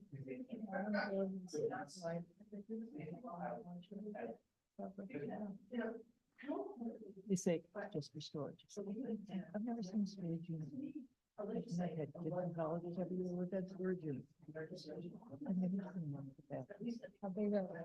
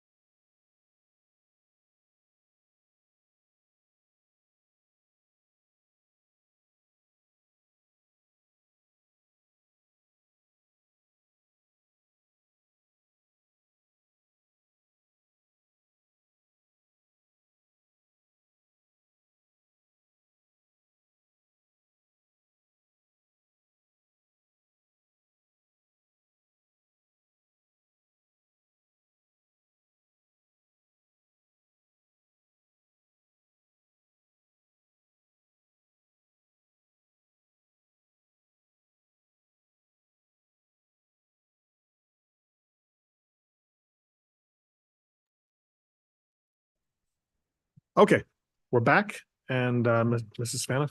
Not recording. There we go. Okay, good. Mr. Dennington, you invited me in, so what would you like to know? We'd like to know, just give a presentation about, your citizen petitions and why you brought them forward, what you're looking to accomplish. I mean, the one immediate question I see is their budget articles, and so on the warrant, when we get to Article 5 and Right. vote on the police budget, won't we already have considered what you're looking to do? And isn't then the citizens petition kind of superfluous in that after there's a whole debate on Article 5 in the police budget, that at the very end of why would he vote again on on the citizens All petition. right, what brings me here is let's follow up from last year's town meeting. We're not gonna rehash town meeting. That's not my intention here. Is to find out the direction that the Board of Selectmen are going in to address the needs that both chiefs have stated we needed. As I said in September in an email that I shared with Capital Advisory and your board, I will withdraw these on town meeting floor. If the Board of Selectmen have addressed the needs within the department and the dispatch needs. Otherwise, they're going to town meeting. And I say that because I'm concerned that the position is being looked at as a clerical job, not the job that it really is. It's a support for both fire and police and other agencies in this town. And when we talk about budgets, it's not a dispatch budget. It's a budget for the police and fire department because they share that organization as well. So I'm bringing it forward regardless. I'm hoping that you're going to address some of the needs that Chief Newell and Chief Achilles has brought to your attention. They're aware of these articles. They've read them. I showed them to them so that nobody'd be surprised what I'm doing. So it's really funding. So Bonnie, why wouldn't you, instead of doing it this way? Yep. Because, you know, advisory comes to town meeting and says, if you vote for the budget as we recommend, Yep. this is what we think your tax increase is going to be. So people say, okay, sounds either okay or not. They say, okay, they vote. And then you come along at the end and propose a substantial increase in the budget. They've already voted on a budget that they thought it was going to increase X and now it's going to go up X plus Y. Why wouldn't you just amend if you don't like? No, I'm what going we to come hold the budget. Okay, So then, my intention is to hold each of these budgets. But then, okay, so if I can piggyback off. But the I question- don't know what you've done yet because you have not explained if you've added any positions to the budgets. Yeah. Yes or no, and what that sum is. And our intention is that on the next meeting on the 13th okay, that's going to be So- the focus of that meeting. I mean, there's not a whole lot to. Well, that's say why besides- I don't. So have you will anything know else by here. town meeting what that budget, Well- proposed budget is. I plan on holding them. so I definitely think it's worth, I don't know if you've talked to the town moderator about, let's say, Bundling them, pardon me? bundling them. Well, just No, the issue of if you hold the budget Mhm. and you want to increase Yes, the amount up to 4 full-time and a town meeting doesn't approve it, right. do you get another bite at the apple through this citizens petition? I would think there'd be a problem with that if I was the town moderator, but he's really the moderator and he would need to opine on that.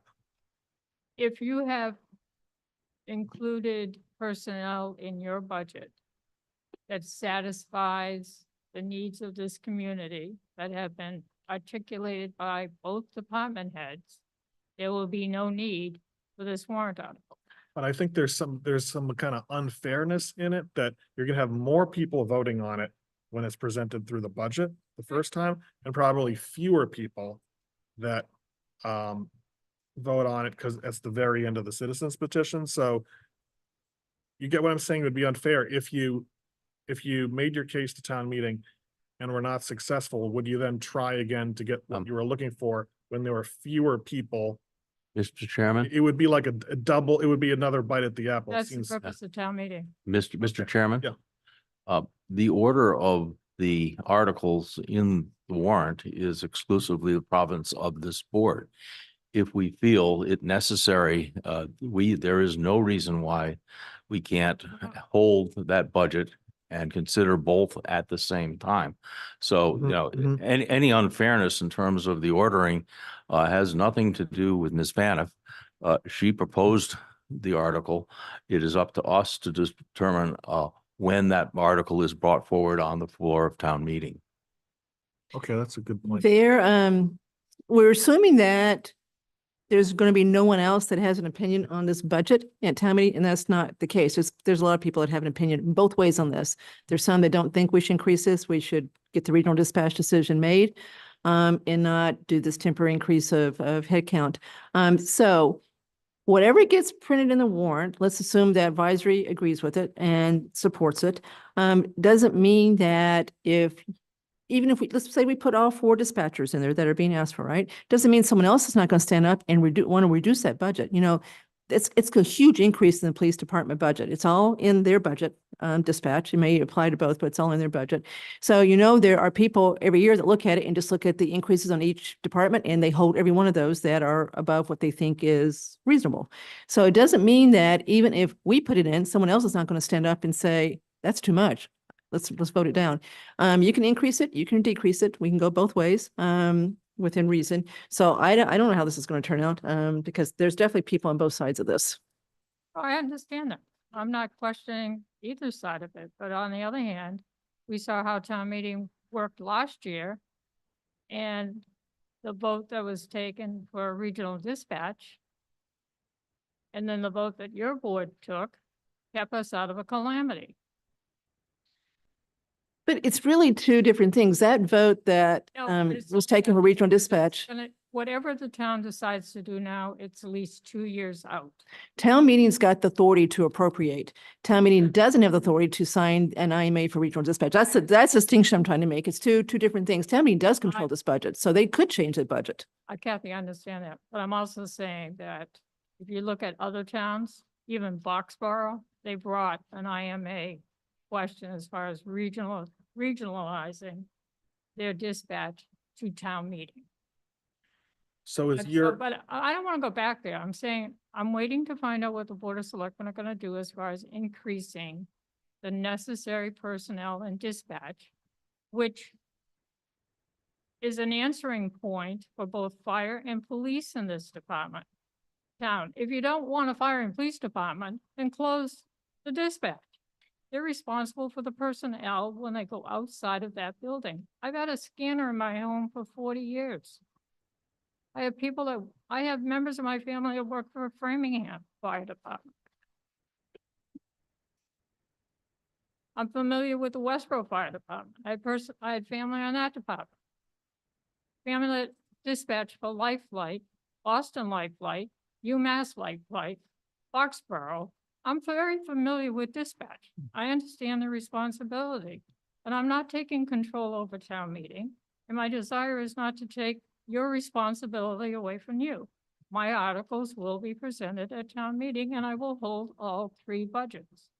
well, I think, first off, I don't think the board should vote on this until, Yep. we consider the budget. We've got to do it next week and see where we meeting, end up. yeah, Next meeting, but- we'll know the answer. But I do think that this discussion, I think, Mr. Hamilton, you made a very good point, that there is a way that Yes, we can address this, because I think it would be that's why I very, said bundle. okay, because I think it would be very unfair if you had 2 votes on the same thing at, separate 5 hours by apart. 3 or 5 hours apart to get a different result.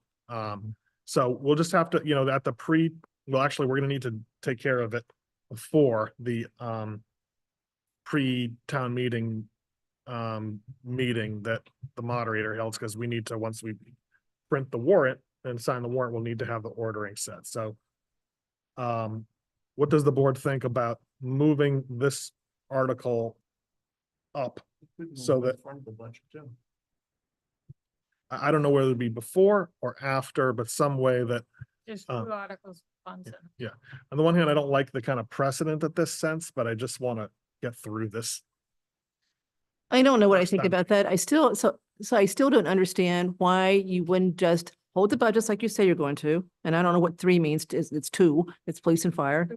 Okay, so you said 3 a second ago. So hold the 2 budgets. And then if you don't like what's in the police department budget because of what we have put in the warrant and advisory supported, then you on the floor vote to amend the police department budget by increasing it by X dollars. To me, that's the right way to do this, not Yep. do Well, a separate article. I also think that after the budget is held, let's say that we supported a budget that included an increase in the number of dispatchers, but not the total 4, right? So I think then you would then hold the budget, and then if you win, then you don't need to do the citizen petitions, and then if you're not successful, then I don't know, if your citizen petition came after that, I would think that the whole hall would be so tired of the debate that that there'd just be a quick vote instead of, let's talk about the same issue that we just talked about for, 60 minutes again and see if there's a different vote. I think the hall would think the I'm budget's done. going into Town meeting to win. I'm going into town meeting to address an issue that we've all identified. It's not a win. Okay, but I'm just that And the the, two budgets, Kathy, is also the benefits. Okay, all right, so you're right, Right. as an indirect one, but I'm trying to talk to you. I still think the right way to do it is when we're talking about the budget, then you don't agree with that department's budget, the three of them, and you basically ask the hall to amend the budgets that you've held I to find increase them, right? Well, then why would you then go to the article later on? I mean, to me, you're either going to get it, that's either going to pass or it's that's not. not what I said. I said, if the budgets pass after the discussion on the budgets that you're proposing, and you've addressed the needs of the department, there would be no need to address the articles that I put in the warrant. yes, I think that these two articles are actually pointing to the larger issue of keeping dispatch in the police station and fire station or regionalizing dispatch. And I think that's why they exist. And I think that that's the larger issue that town meeting is going to have to talk about and decide. yes, I think I am actually going to disagree with Marguerite. Although we had a vigorous, if late, discussion about regional dispatch at the last town meeting. And what was identified was a glaring need, a glaring shortcoming in our existing operations. And given that town meeting was not terribly enthused about the regional dispatch offering, I think it's important that they be made aware of what the true costs of an appropriate dispatch operation is as they go forward. I think the proper sort of procedural way to go forward is to hold the budget, to ask the hall to consider, in conjunction with the discussion of that budget, Ms. Vaniff's budget, and then to put on the floor and then to allow Ms. Vaniff or someone else to offer amendments, so that I'm assuming that if we have a wholesome discussion on the merits and demerits of this adding dispatchers and the costs associated thereof, and the town meeting makes its will known, for better and worse, depending on how it works out, that at that point, the Ms. Vaniff's articles would become moot. Is that fair? Absolutely. But I also understand that once an article is considered and voted on, then you take on another article, it can be reconsidered. But I agree with everything you said, but play it out. Let's say that you do propose, you don't like the level of the police budget, right? So you propose an increase, make up a number, $100,000. And let's say it fails. You think it's then appropriate to come back later and ask the town, ask the audience to do it again? Do I think it's inappropriate? Yeah, No. okay. Would you? If we consider them together, then they would be voted on together. Correct. Yeah, they still may have to be voted on separately, but assuming the town meeting says, I want A, they won't then turn around and say, I want B within 30 seconds. There's some people that come just to vote on the budget and then they leave, right? So I don't think it's fair if they voted on a budget My and they proposal- leave, right? My proposal is that this would be considered within the body of Article 5. Yeah. So that- and then so- we're done, one and then way or we're- the other. Then we're done one way or the other. And, and you can do that without moving this up on the warrant. I believe, Okay. well, I think that this body could in fact make that decision because we have control of Yeah, the the meeting would agenda. have to vote to change You can the order. certainly amend a budget. You amended the budget for the utilities a couple years ago, remember? I did. So, My right? proudest moment. Right, so it's fine. But same thing, you went and said, I propose that budget to go down by $100,000 and the amendment passed. So that budget went down. So same thing here. I just don't see why we don't all do this in Article 5. Whatever the town meeting wants to do it within Article 5 as far as that budget goes. Okay, It's Mr. Lynn, it's a motion to combine articles for purposes of discussion is what Al is pointing at. okay. Well, we're not gonna vote on this. I No. think we've identified the issue. And we'll just get some input from the town moderator. And then on the next draft of the warrant, let's have kind of a proposal about the ordering of it. And we'll take a vote on it next. At the next meeting? Does that sound good? Yep. All right. Can I ask you a question, Andrew? Yep. When I looked at the warrant that was online, the summary was not complete Of the budget or of your article? of the article. Article 49 was there's 2 paragraphs of the summary. So just to speak to that, the summary that was submitted was 3 very long paragraphs. Usually we keep them fairly succinct. I did include the first paragraph in the draft that you have with you. The other 2 paragraphs begin with an asterisk, which seem just to indicate the noting certain meetings that took place. Well, the reason I did that, in fairness to the individuals that signed that petition, and anyone reading it, you go back and read the actual minutes of the Board of Selectmen, so I am not putting words in their mouths as far as the whole discussion, so I'd really like the whole thing. Okay, I'm not sure that is the place to do it, but That's. Okay. Signed. I just don't know. but that's not how your article is, so we're presenting the article, not necessarily your entire summary. So. That's what we're signed. All right. So let's talk about a way of trying to get our summary in there reasonably so that people can see it. Well, it's Whatever. only fairness to you because it addresses the minutes that you spoke on and Okay. we Right. disagreed and agreed. All right. Thank you. Yeah, was the summary included as part of the petition? Then we have no choice. I don't know. All right. So the next is the Community Center Exploration Committee.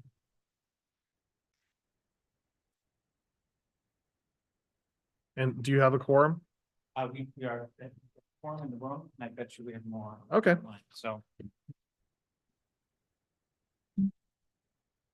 Wherever you want to go. Pull on up, Janet. All right, I'm going to call the Community Center Exploration Committee meeting to order 8:20. Vanessa, is it possible just to see who from our committee is potentially online? We have a quorum in the room. But just so I can acknowledge the right people as we go.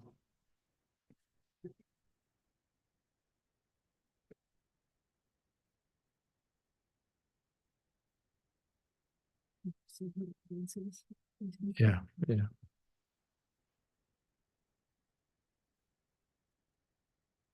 Oh, attendees, Jensen, Andrew, Ellen, and Sturgeon. Susan, Jen Hansen. Jen and, Hansen? Nikki. I don't see.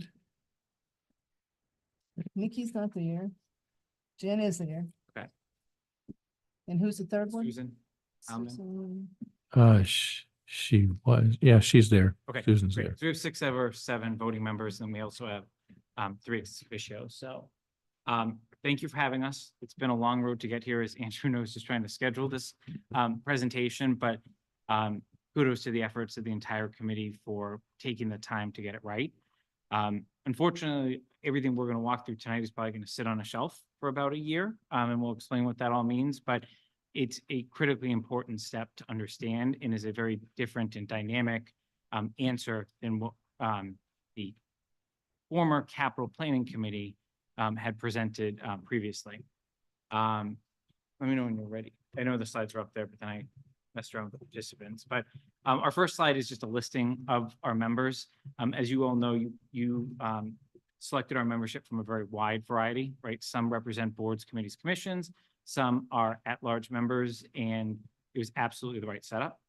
We had a wide variety of interests represented, but also created great dialogue to get to consensus, which, as you all know from prior discussions around this, there was nowhere close to any sort of consensus. So kudos to all that over the past year plus, we were on, we were off again in terms of, having to wait for our consultant to do their work. But a big thank you to everyone there. And I hope that if this does move forward in any iteration down the road, that as many people in this room as you see are here to kind of see it through to fruition.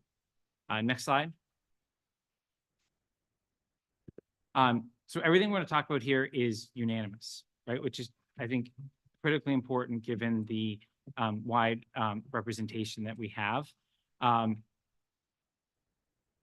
Not only are we unanimous that it fits functional needs, but we're unanimous that this wouldn't be a repurposed school. And we're going to talk a little bit about Finn and what that means if that were to become a decommissioned school. So that's what we really want to emphasize. And that was some of the voting members, how they got to yes, were all about how we eventually design something as opposed to just move into something because it's there. So we're solving a lot of needs with kind of what we're going to talk through here. It's also critically important, as you all know, we're very segregated in where our town departments are. There's very little collaboration that can exist based on just the space that town administrator and every other appointed body and board has to work with in town. They make the best that they can work.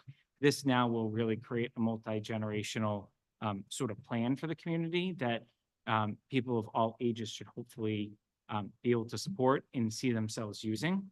There aren't too many projects or things you bring before town meeting that really, cross, the span of an entire community. It usually is only targeted at one, subsection of a community. Next slide. So the introduction was important. I kind of led to Finn, but I need to take 10 steps back and also acknowledge our charge. We spent a lot of time redigesting the space needs that came out of the prior capital planning committee work, and then rehash those out with only a focus on recreation, council on aging, and library. Okay, we took 10 steps back from involving other town departments until we felt like those three, which are departments that have longstanding needs related to capital and infrastructure, could be met for generations to come, as opposed to, obviously, we have done some small work, right, which is going to be a huge benefit short-term at Porterville Hall for the Council on Aging. It became very clear early on, though, that Finn was something we should be spending our time on, as opposed to trying to think about designs of new buildings or going to try to find other parcels of land, or thinking about office type buildings that you'd have to buy on Route 9. That's something we heard a lot about early on. So we worked with DRA, who was already under a public bid from the prior space needs study, to continue their work into the next phase. And we had them actually look at Finn. As you all recall, they looked at Woodward previously, and we had a lot of reaction to that. Some favorable, some lukewarm, and a lot of really constructive comments, I guess the best way to put it, right? So it became very clear that we needed to rehash it. And then just as a reminder, because of the other hat I wear from a NERI building committee perspective, the MSBA kind of changed their tune through our process too, where they really said, you can't be looking at Woodward, but Finn's appealing if you're going to be thinking about a consolidation. We're a long ways from that, right? But we can kind of cross that as we talk through that. And then I believe, Mr. Stivers, you had put in our charge about public-private partnership. Kathy, I think you were involved in that too. We explored it preliminarily. We do not do probably the level of due diligence and full. I'm sorry, you talked really fast. I didn't hear that last part you said. Part of the charge was, Public-private partnership. oh, yes. Okay, that's. So, yeah. You all put it in, right? It wasn't kind of part of the draft, right? You put it in. We followed through with it, but we didn't go very far with it. Full disclosure, and obviously we're all here to hear feedback of where you'd like a future iteration of our committee to go.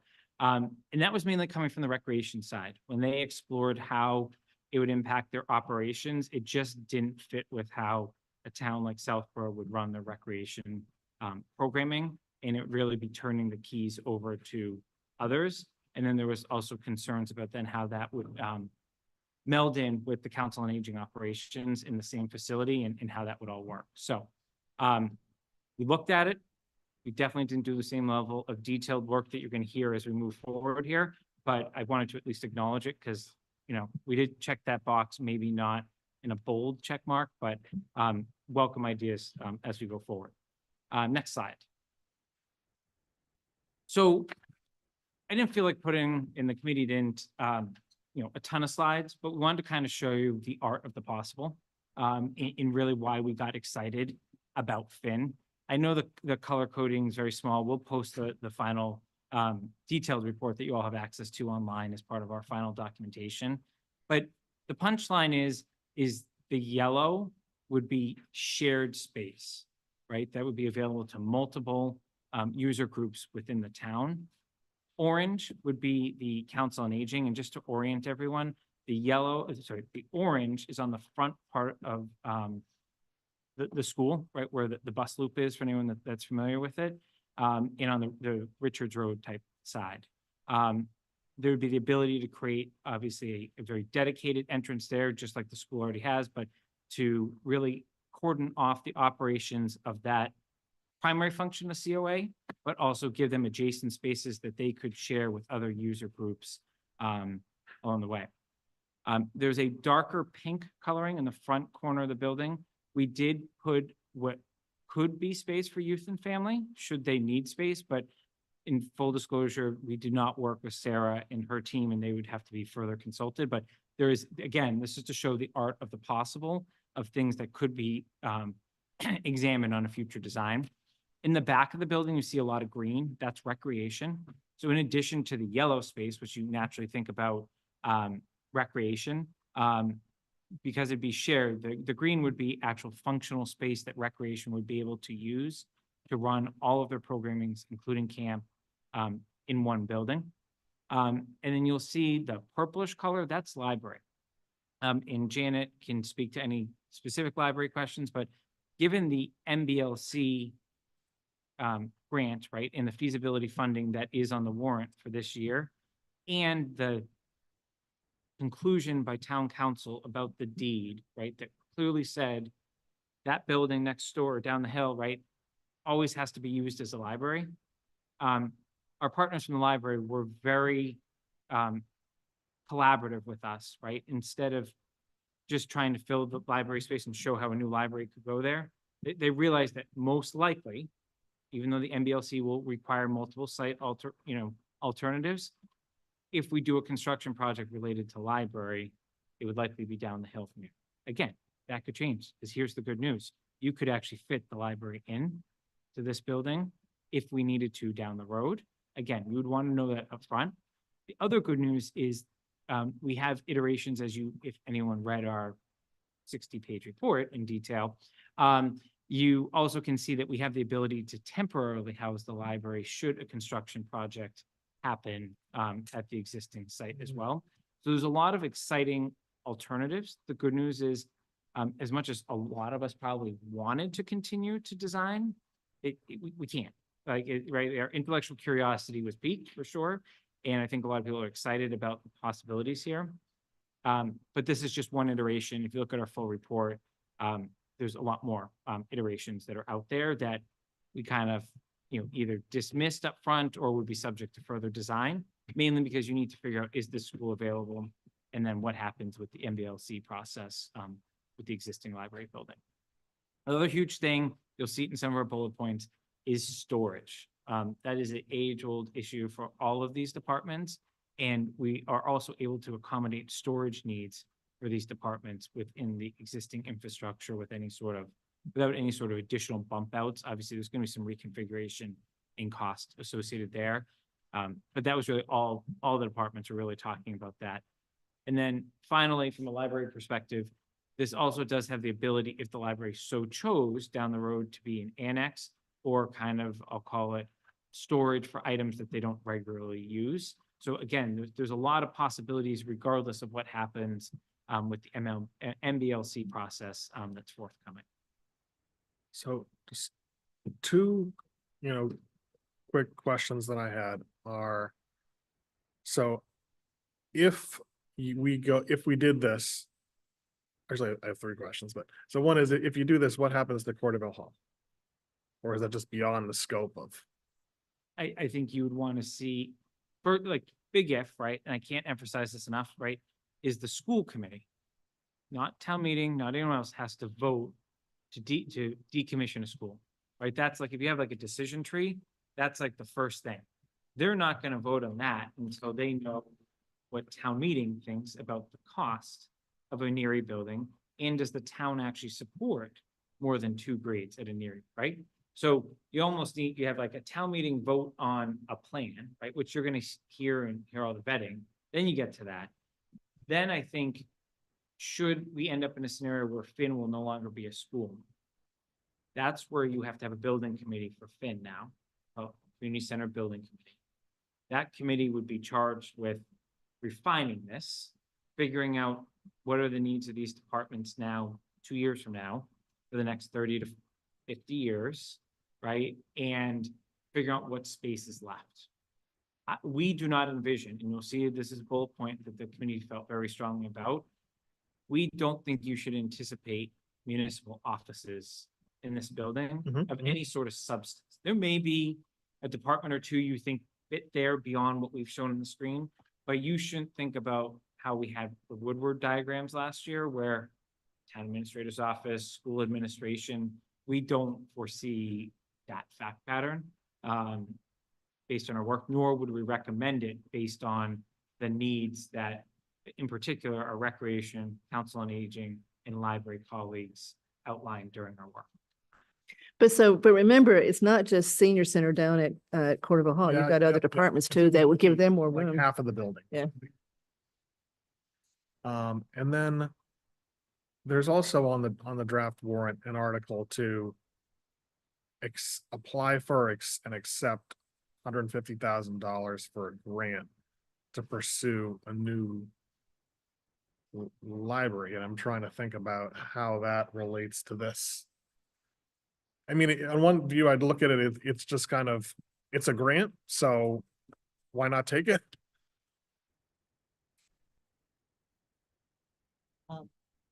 The library board requires a number of steps to apply for a grant. One is that we show that the community is behind it, and the way they see that is if we, as a town, approve the design fees.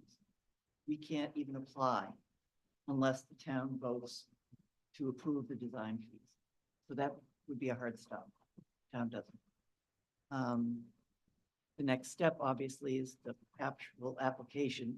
We'd hope to hear back sometime between August and October.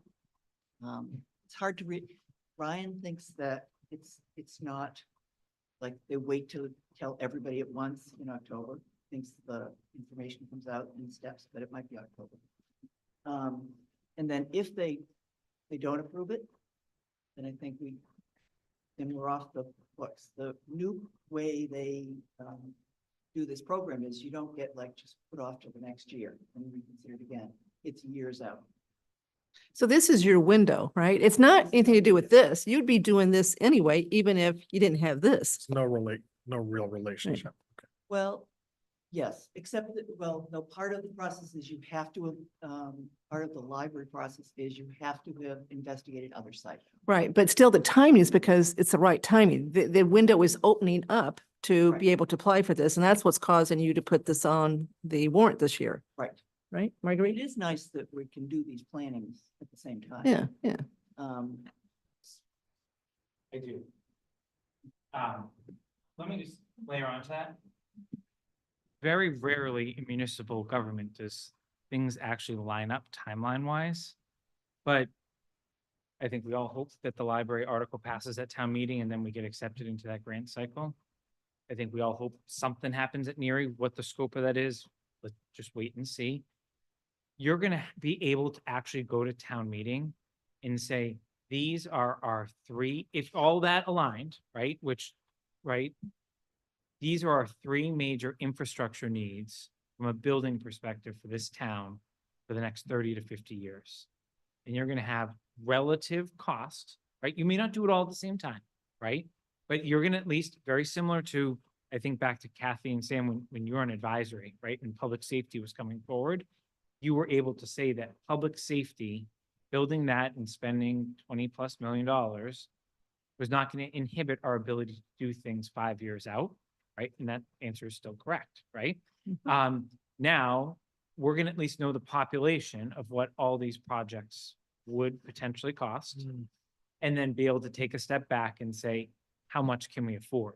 As opposed to potentially approving something for Neary, and then 2 years later having something for the library and saying, ooh, we don't really have any more funding that we can, you know, articulate to the voters why their tax bill should go up an extra incremental. So you're actually gonna be able to foreshadow some of what's gonna happen and get public feedback. And we may find maybe the library is the priority, maybe the school's the priority, maybe the community, right? Like and obviously for the community center to come to fruition with this, you know, we need a school to become available unless we go a completely different avenue. So the timing is right for actually to do budgeting like we all do in the private sector. We don't see that often. So Jason, does the committee believe that the path to the community center is solely to close Finn? There's really no other path, or is that not true? We focused our efforts on Finn because of what we started to costing of doing anything in isolation for new, which, let me just cover parking for a second, then you'll see this on the next slide. So parking is also another huge concern, right? The beauty of Finn is it's a relatively flat parcel. It's right, there is some inclines, right? And obviously when you think about like parking lot D and C over there, those are closer to the baseball fields. But they're used during the day for the school population. We'd also have the ability to create like a parking lot B and A. It could come at the cost of some of the existing fields over there. They're not the fields closest to the road with especially the lights and stuff like that. But, you know, one of the concerns we heard from recreation, you see this on our slides, is you take away one field, you got to find the replacement because that field is used constantly during, you know, the baseball, softball type season and for other activities for school and stuff like that. So that's why this project has to fit nicely with Neary for it to work, right? You have to understand how much footprint would Neary take up, and are you going to redesign your athletic complex there? Does that give recreation what it needs, that they can sacrifice a field for a parking lot, or does it not? And are you having to look at other needs in town? Again, having the full picture as opposed to picking a field and just prioritizing it, we'll be able to make that decision, obviously with the input of Recreation Commission and others. But parking is a huge thing, as you can imagine, for the senior center. This access out front, albeit not a ton of spots, it's definitely a lot better than some of the inclines that they may have had to deal with at Woodward, and candidly is less sloped even than the current Quarterville site. Next slide. All right, so now we get into the fun of costs, okay? Full disclosure, we've all been through this before. Costs are going to change, but you can't make recommendations if you're not living in some sort of reality. The good news is because of how long it took us to get on select board meeting and get our slides actually finalized as a committee, the total expected cost is actually 2028, not 2027. I didn't update that when we did the final version. And the significance of 28 is whatever we do at Neary, the current plan would be, whether it's renovation, tear down, new, is the earliest we think that would be occupied would be the fall of 2028, which means that if you were decommissioning Finn, this is when Finn would become available to then start a project of this. So we thought to compare apples and apples, these are all escalated. These are not the costs that would happen today if we went out to bid. We all know how crazy some of the stuff is, but they do see kind of that slowing down a little bit. So we voted as a committee to consider 4 different options at the end of the day. Just go build a new senior center. Of course, we don't have any land parcels directly in mind for any of this. There's probably 1 or 2 that we could probably figure out with a lot of limitations on them. Go build a new rec center. Go build a brand new library, right? So don't consider the existing infrastructure. Just go and start from scratch somewhere in town. Those are all roughly the same cost per square foot, right? So it's not a ton of design that went into that, but those are the square footage requirements we need. Or go rehab about 22,500 square feet of Finn. Just big picture, Finn is about 70,000 square feet.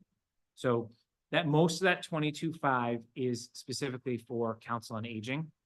Our recommendation is that you actually look at a high intensity renovation, right? Which could trigger certain code requirements in that building, but really build it as a senior center. Don't just take the classrooms and call it this or call it that, or the administrator suite, right? Just spend the money and build it the right way.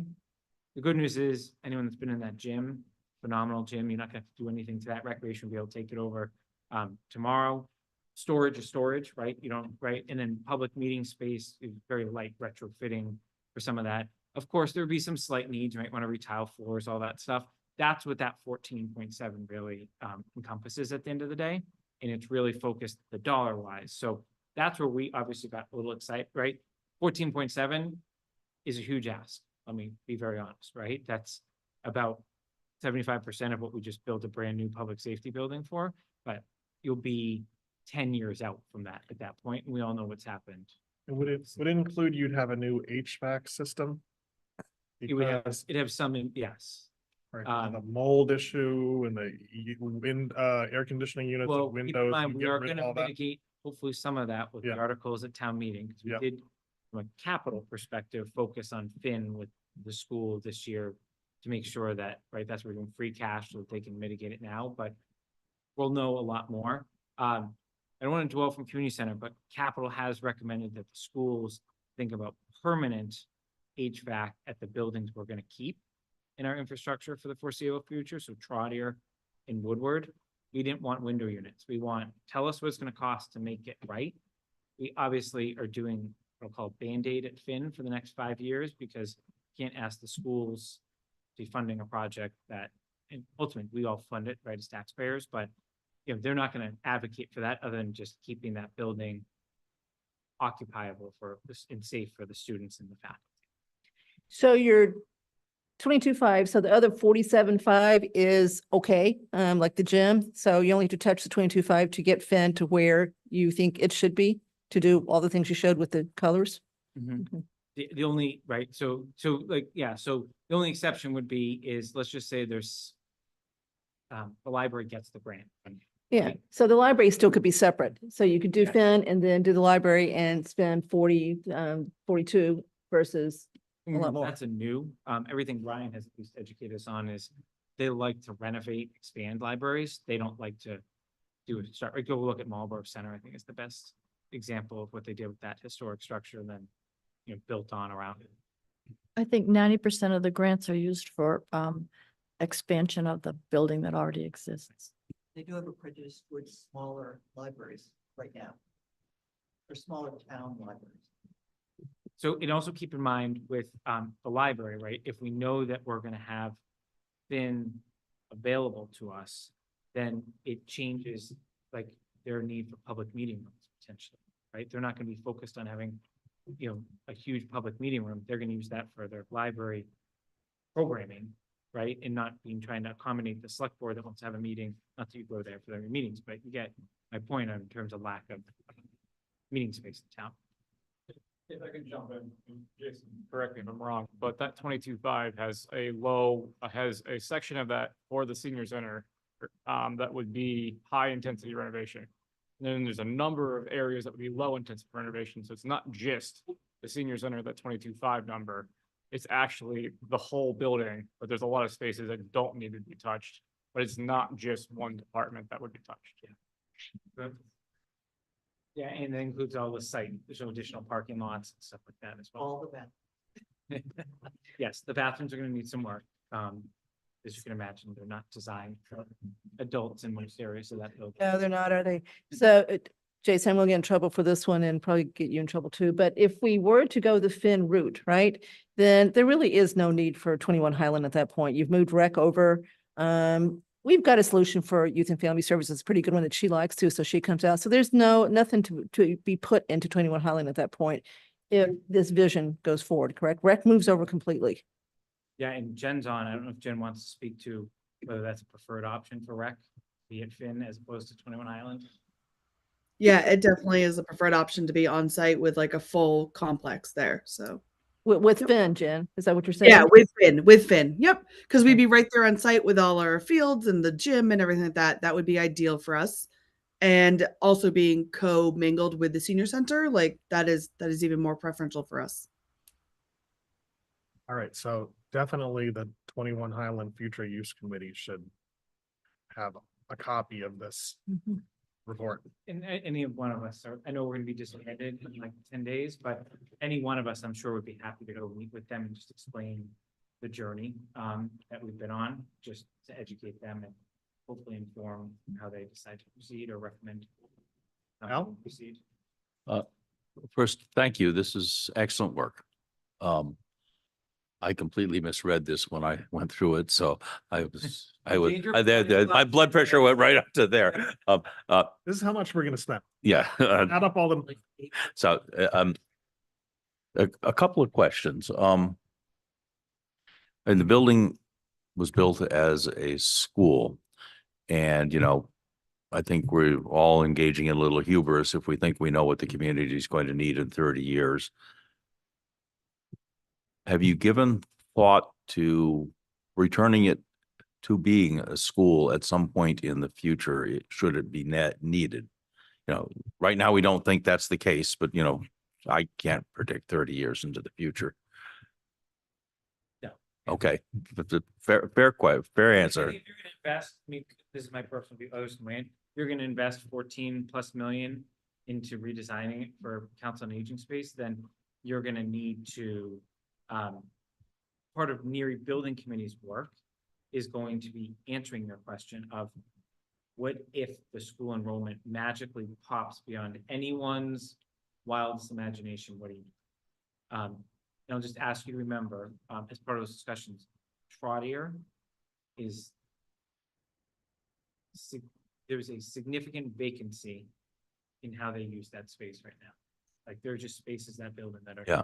So we would still have other options, maybe not ideal perfectly educationally if you ask superintendent and his team, but the short answer is no. Once they decommission it, it's decommissioned from a school perspective, so we better have good contingency. Yeah, okay, yeah. I mean, I've been following the decline in enrollments for 15 years and projected. 25 now. It's been- Yeah, Ever since you built the building, right? yeah, we started building right at the peak.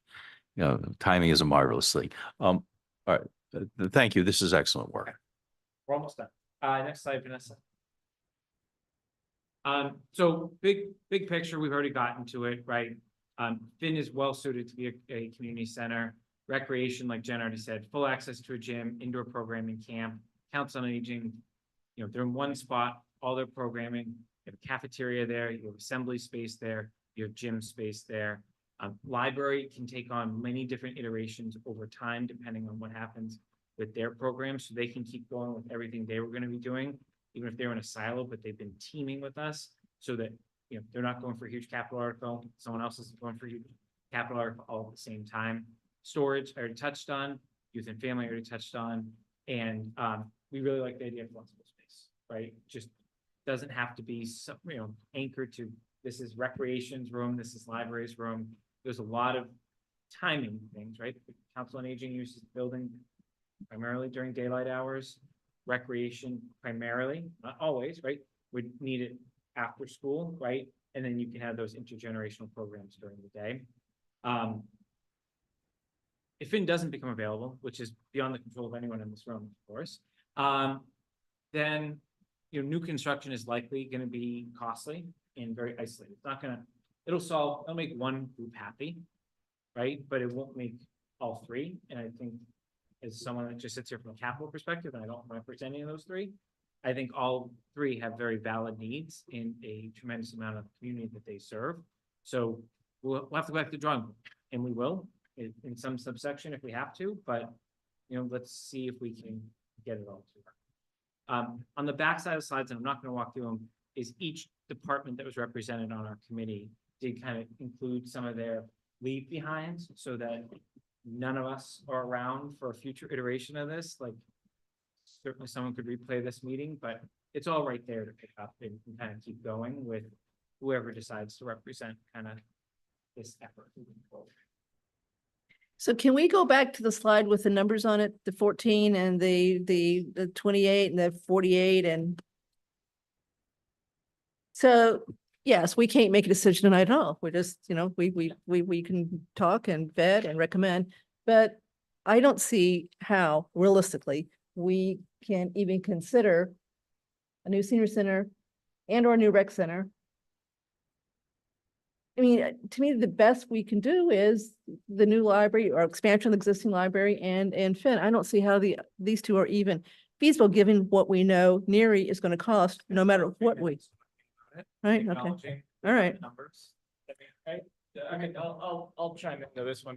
This was something that I really pushed for as part of the committee, was having apples to apples comparisons as much as we possibly could. And I don't want anybody stuck out because the library is doing their own search through the MBLC program. So I don't want anything taken out of context, but it was like for me to be as an at-large member in the town and the tax base, make sure we had something that we could consider of what individual things could go up in cost compared to what a collective department could do. And this all would be predicated on the idea that NERI would meet the needs of whatever we do, as well as school systems existing outside of Finn.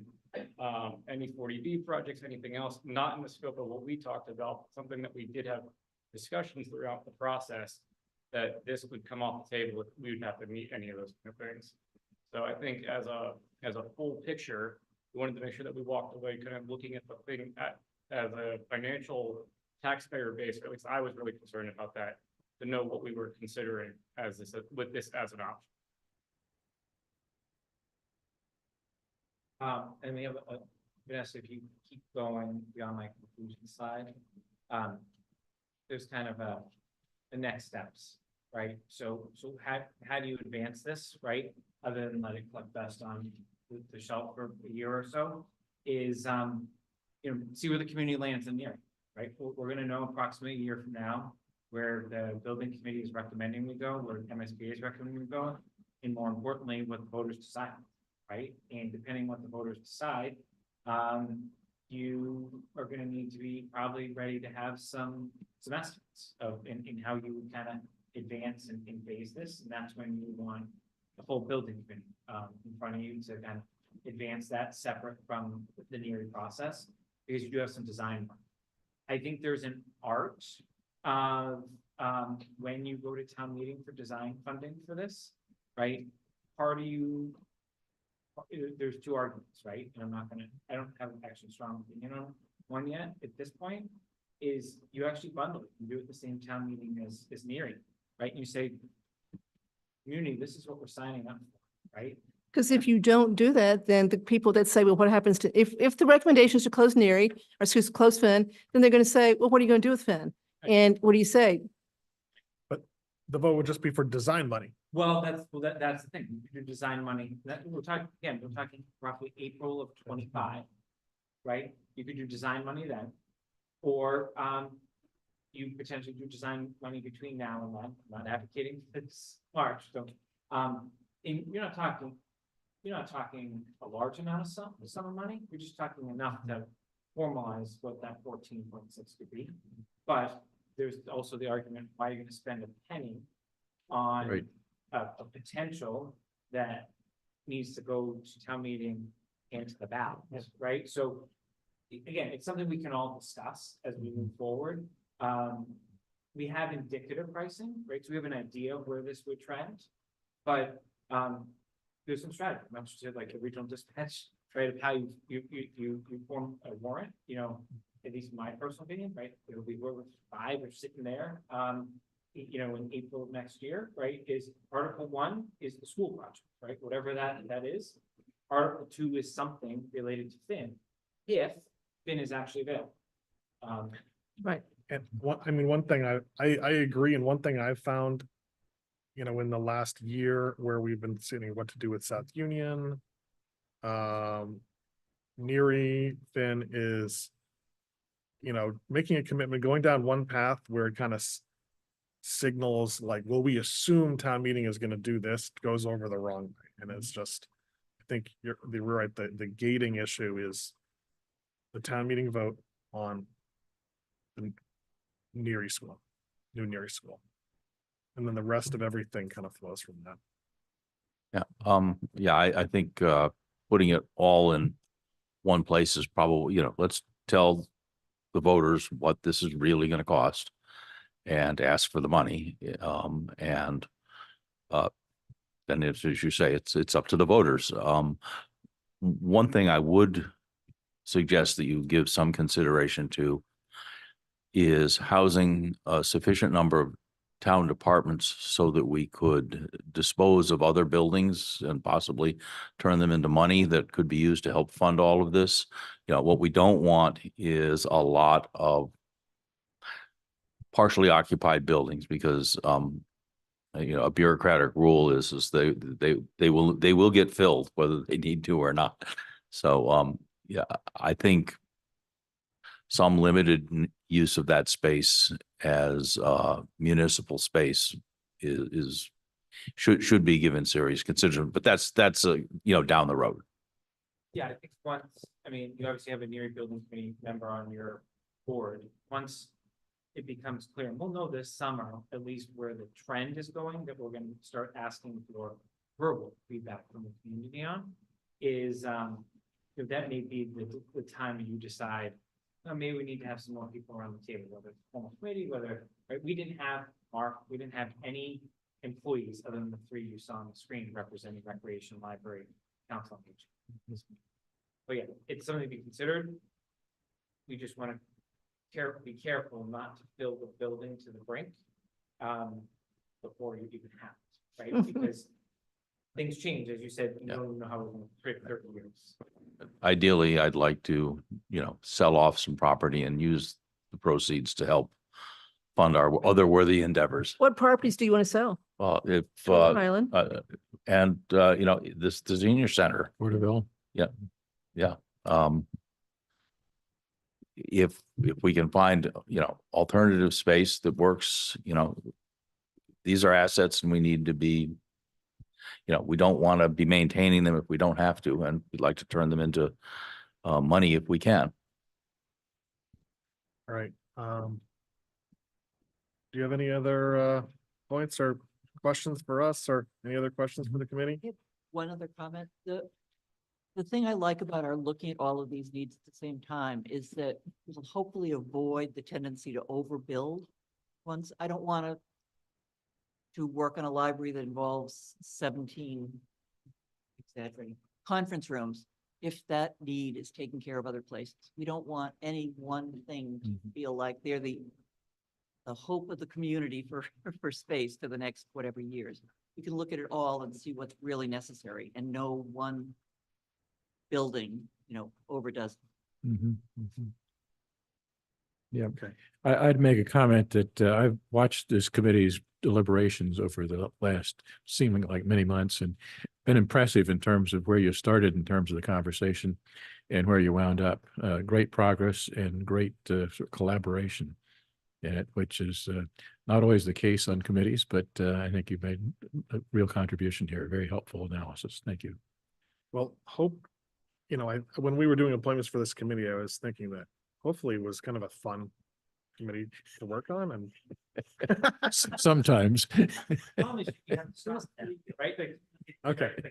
I'm pretty impatient, right? So, I think right now we put all this effort in, now we just have to wait, right? And it's well beyond the control of any one person, right? It's 11,000. Well, if you look like there's a thread between all of these, like the DRA report on Woodward maybe they had even more colors than that had. That one leads to the other. You put together a report, you get feedback on it, leads to the next step, and then it is building up to something. But it all revolves around Neary. I mean, Yeah. that's the decision. But you've teed it up, so when that Neary decision is made, then that allows us to move forward very quickly and in a productive way. All right, well, I want to thank everyone on the committee for doing a great job. I appreciate it.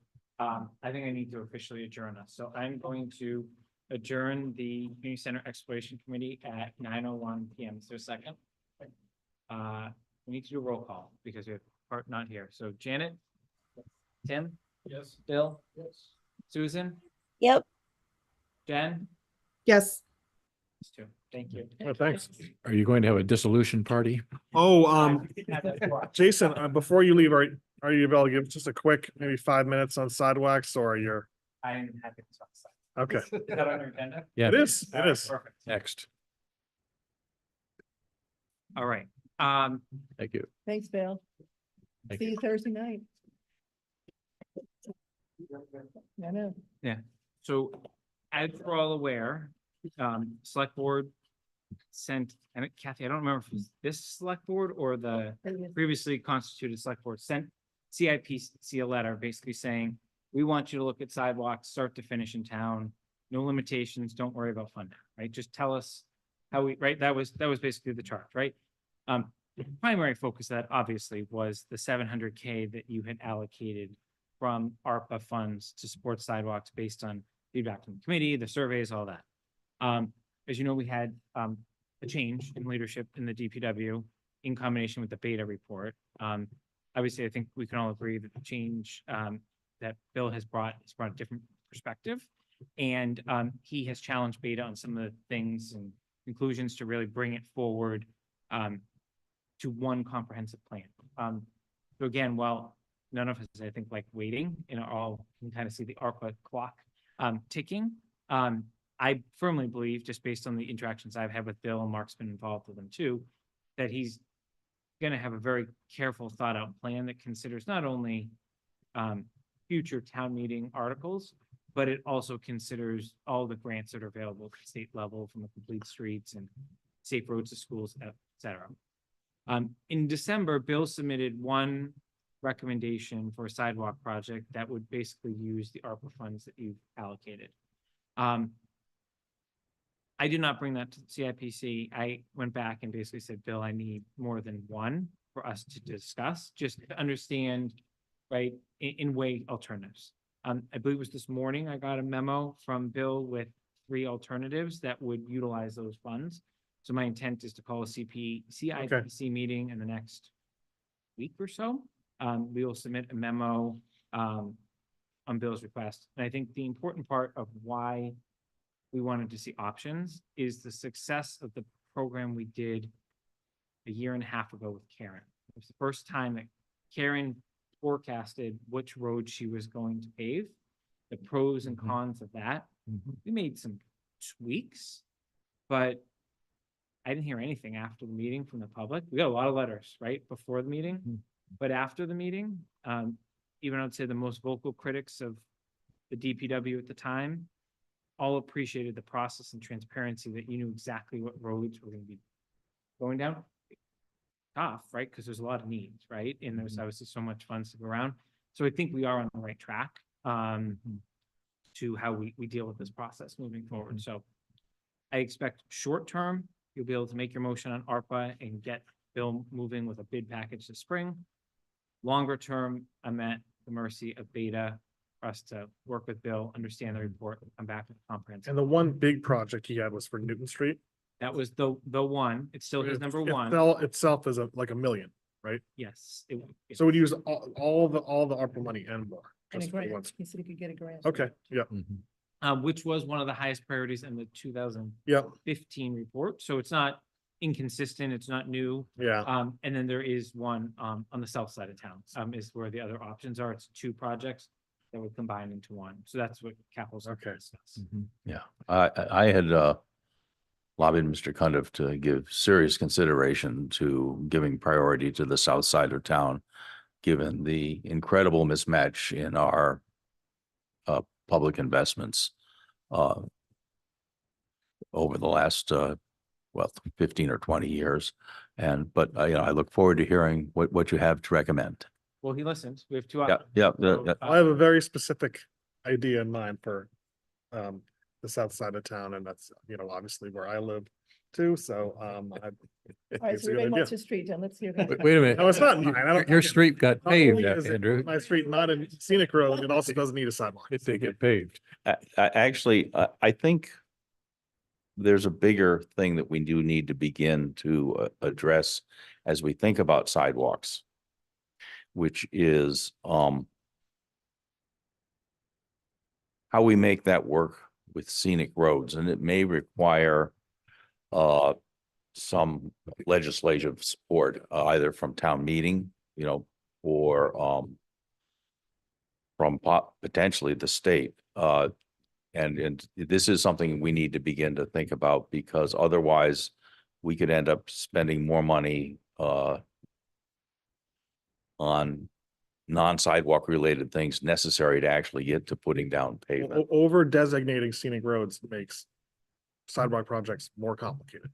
And more expensive. Jason, question on the plan going forward. Are you looking at larger projects and bonding kinds of things? Because we've mentioned that a couple of times in our discussions, and it seems to me that that is a key to being able to actually catch up for.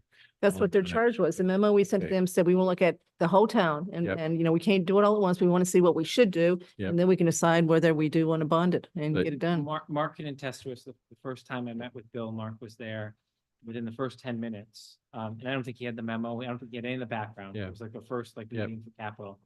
He said, I'm not used to this annual 400K road maintenance. I'm used to going to the town, getting one big bond bill. Yep. Getting everything up to date, and all I gotta do is maintenance. I'm Yep. not doing mill and pave, picking and choosing my Yep, streets. yep. So that's his experience, Yep. right? Which means a heck of a lot more than any Yep.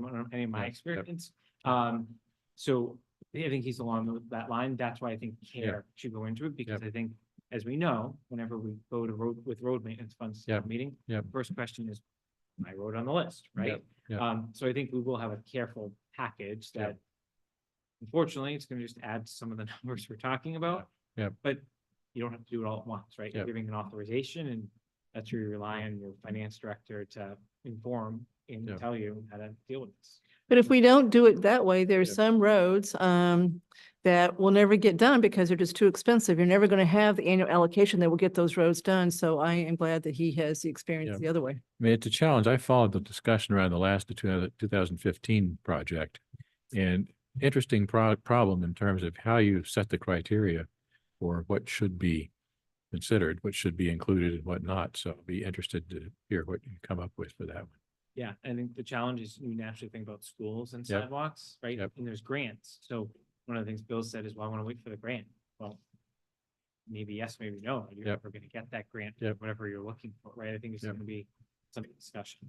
And other things like, pedestrian and walkways on foot, bicycle, et cetera, routes are there key routes through town that should be high priority. So interesting problem, no simple solution, but eager to see some numbers out of that. So, We all are, yeah. All right, thank you. Thank you. thank you. Okay, Chair's report. I guess the most interesting thing I can report on is, I participated in the interviews with the DOR for our financial management review. That was the last Wednesday.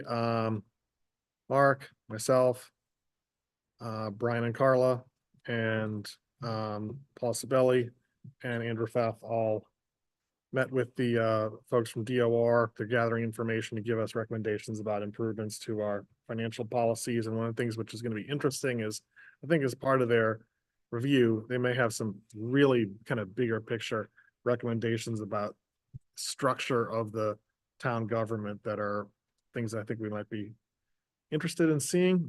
That's just a TBD preview of coming attractions. So Kathy, you have a numbers report?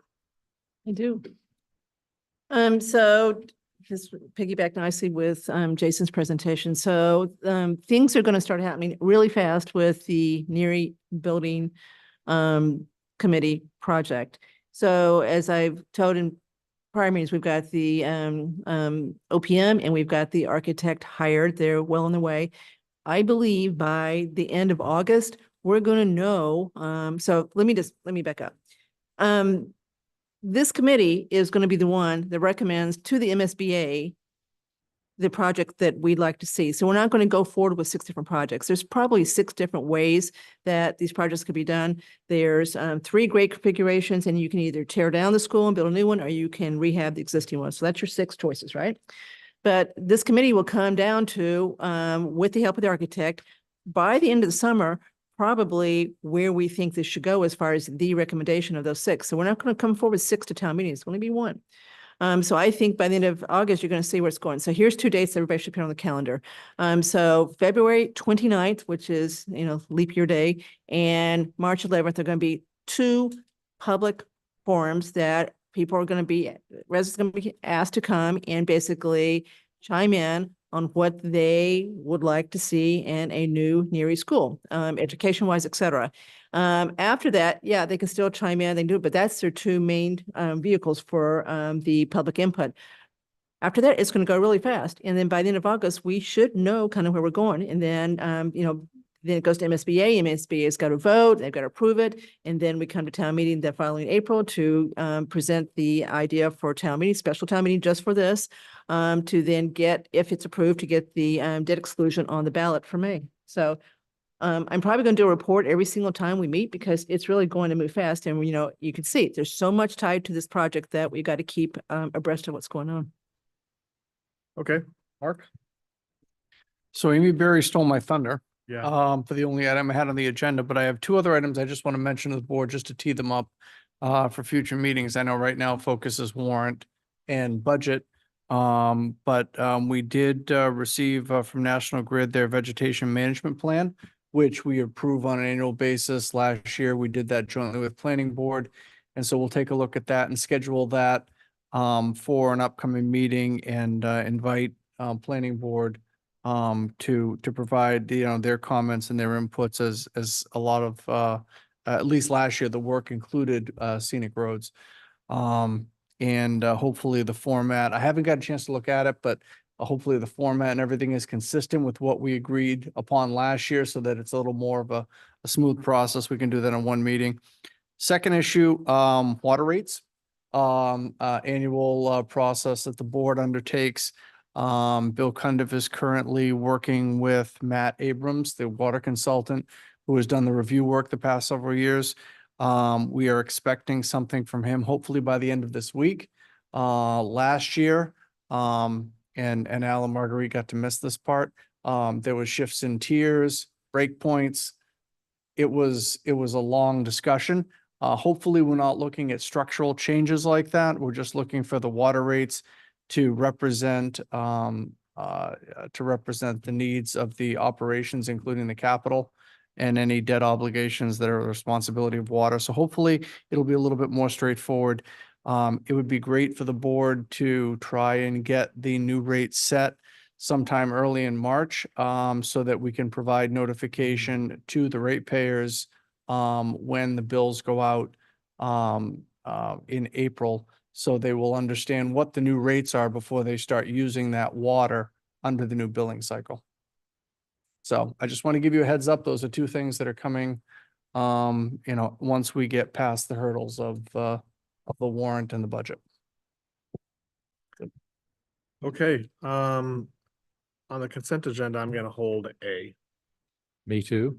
All right, everyone okay with B and C? Yes. I move that the board approve consent agenda items B and C. Second. All those in favor? Okay. Sam? 2 small ones on the January 6th minutes. Line 29, Montijo needs a J. And line 68, it's Achilles S apostrophe.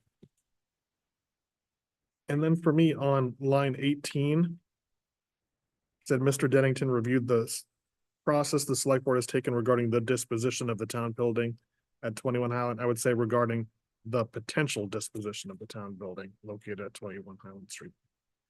That's all I've got. Any other edits? All right, I move that the board approve the open session meeting minutes for January 6th, 2024 as amended. Second. All those in favor?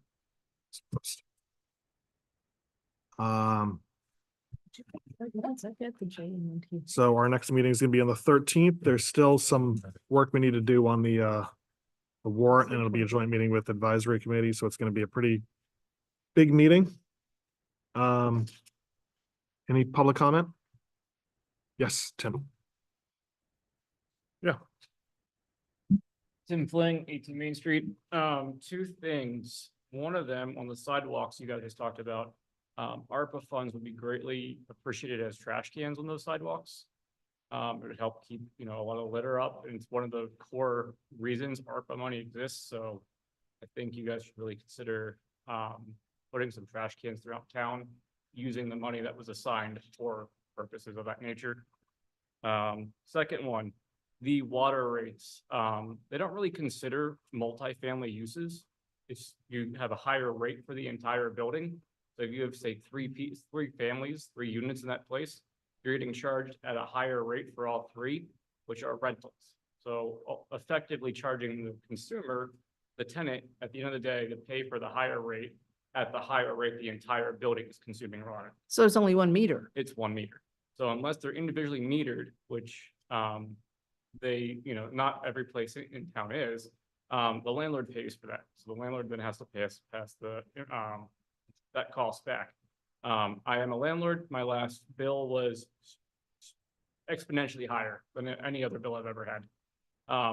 It's not going to be a sustainable thing going forward for me to be able to provide housing at a more affordable rate within town. So at least we should consider what the use of that building is and what the cost is. And if it is a multifamily, maybe there's a way to find a tiered rate system that makes sense for that particular property to use in that instance. All right. So those are my 2 things. Thank you. Thank you. Thanks. Any other comment?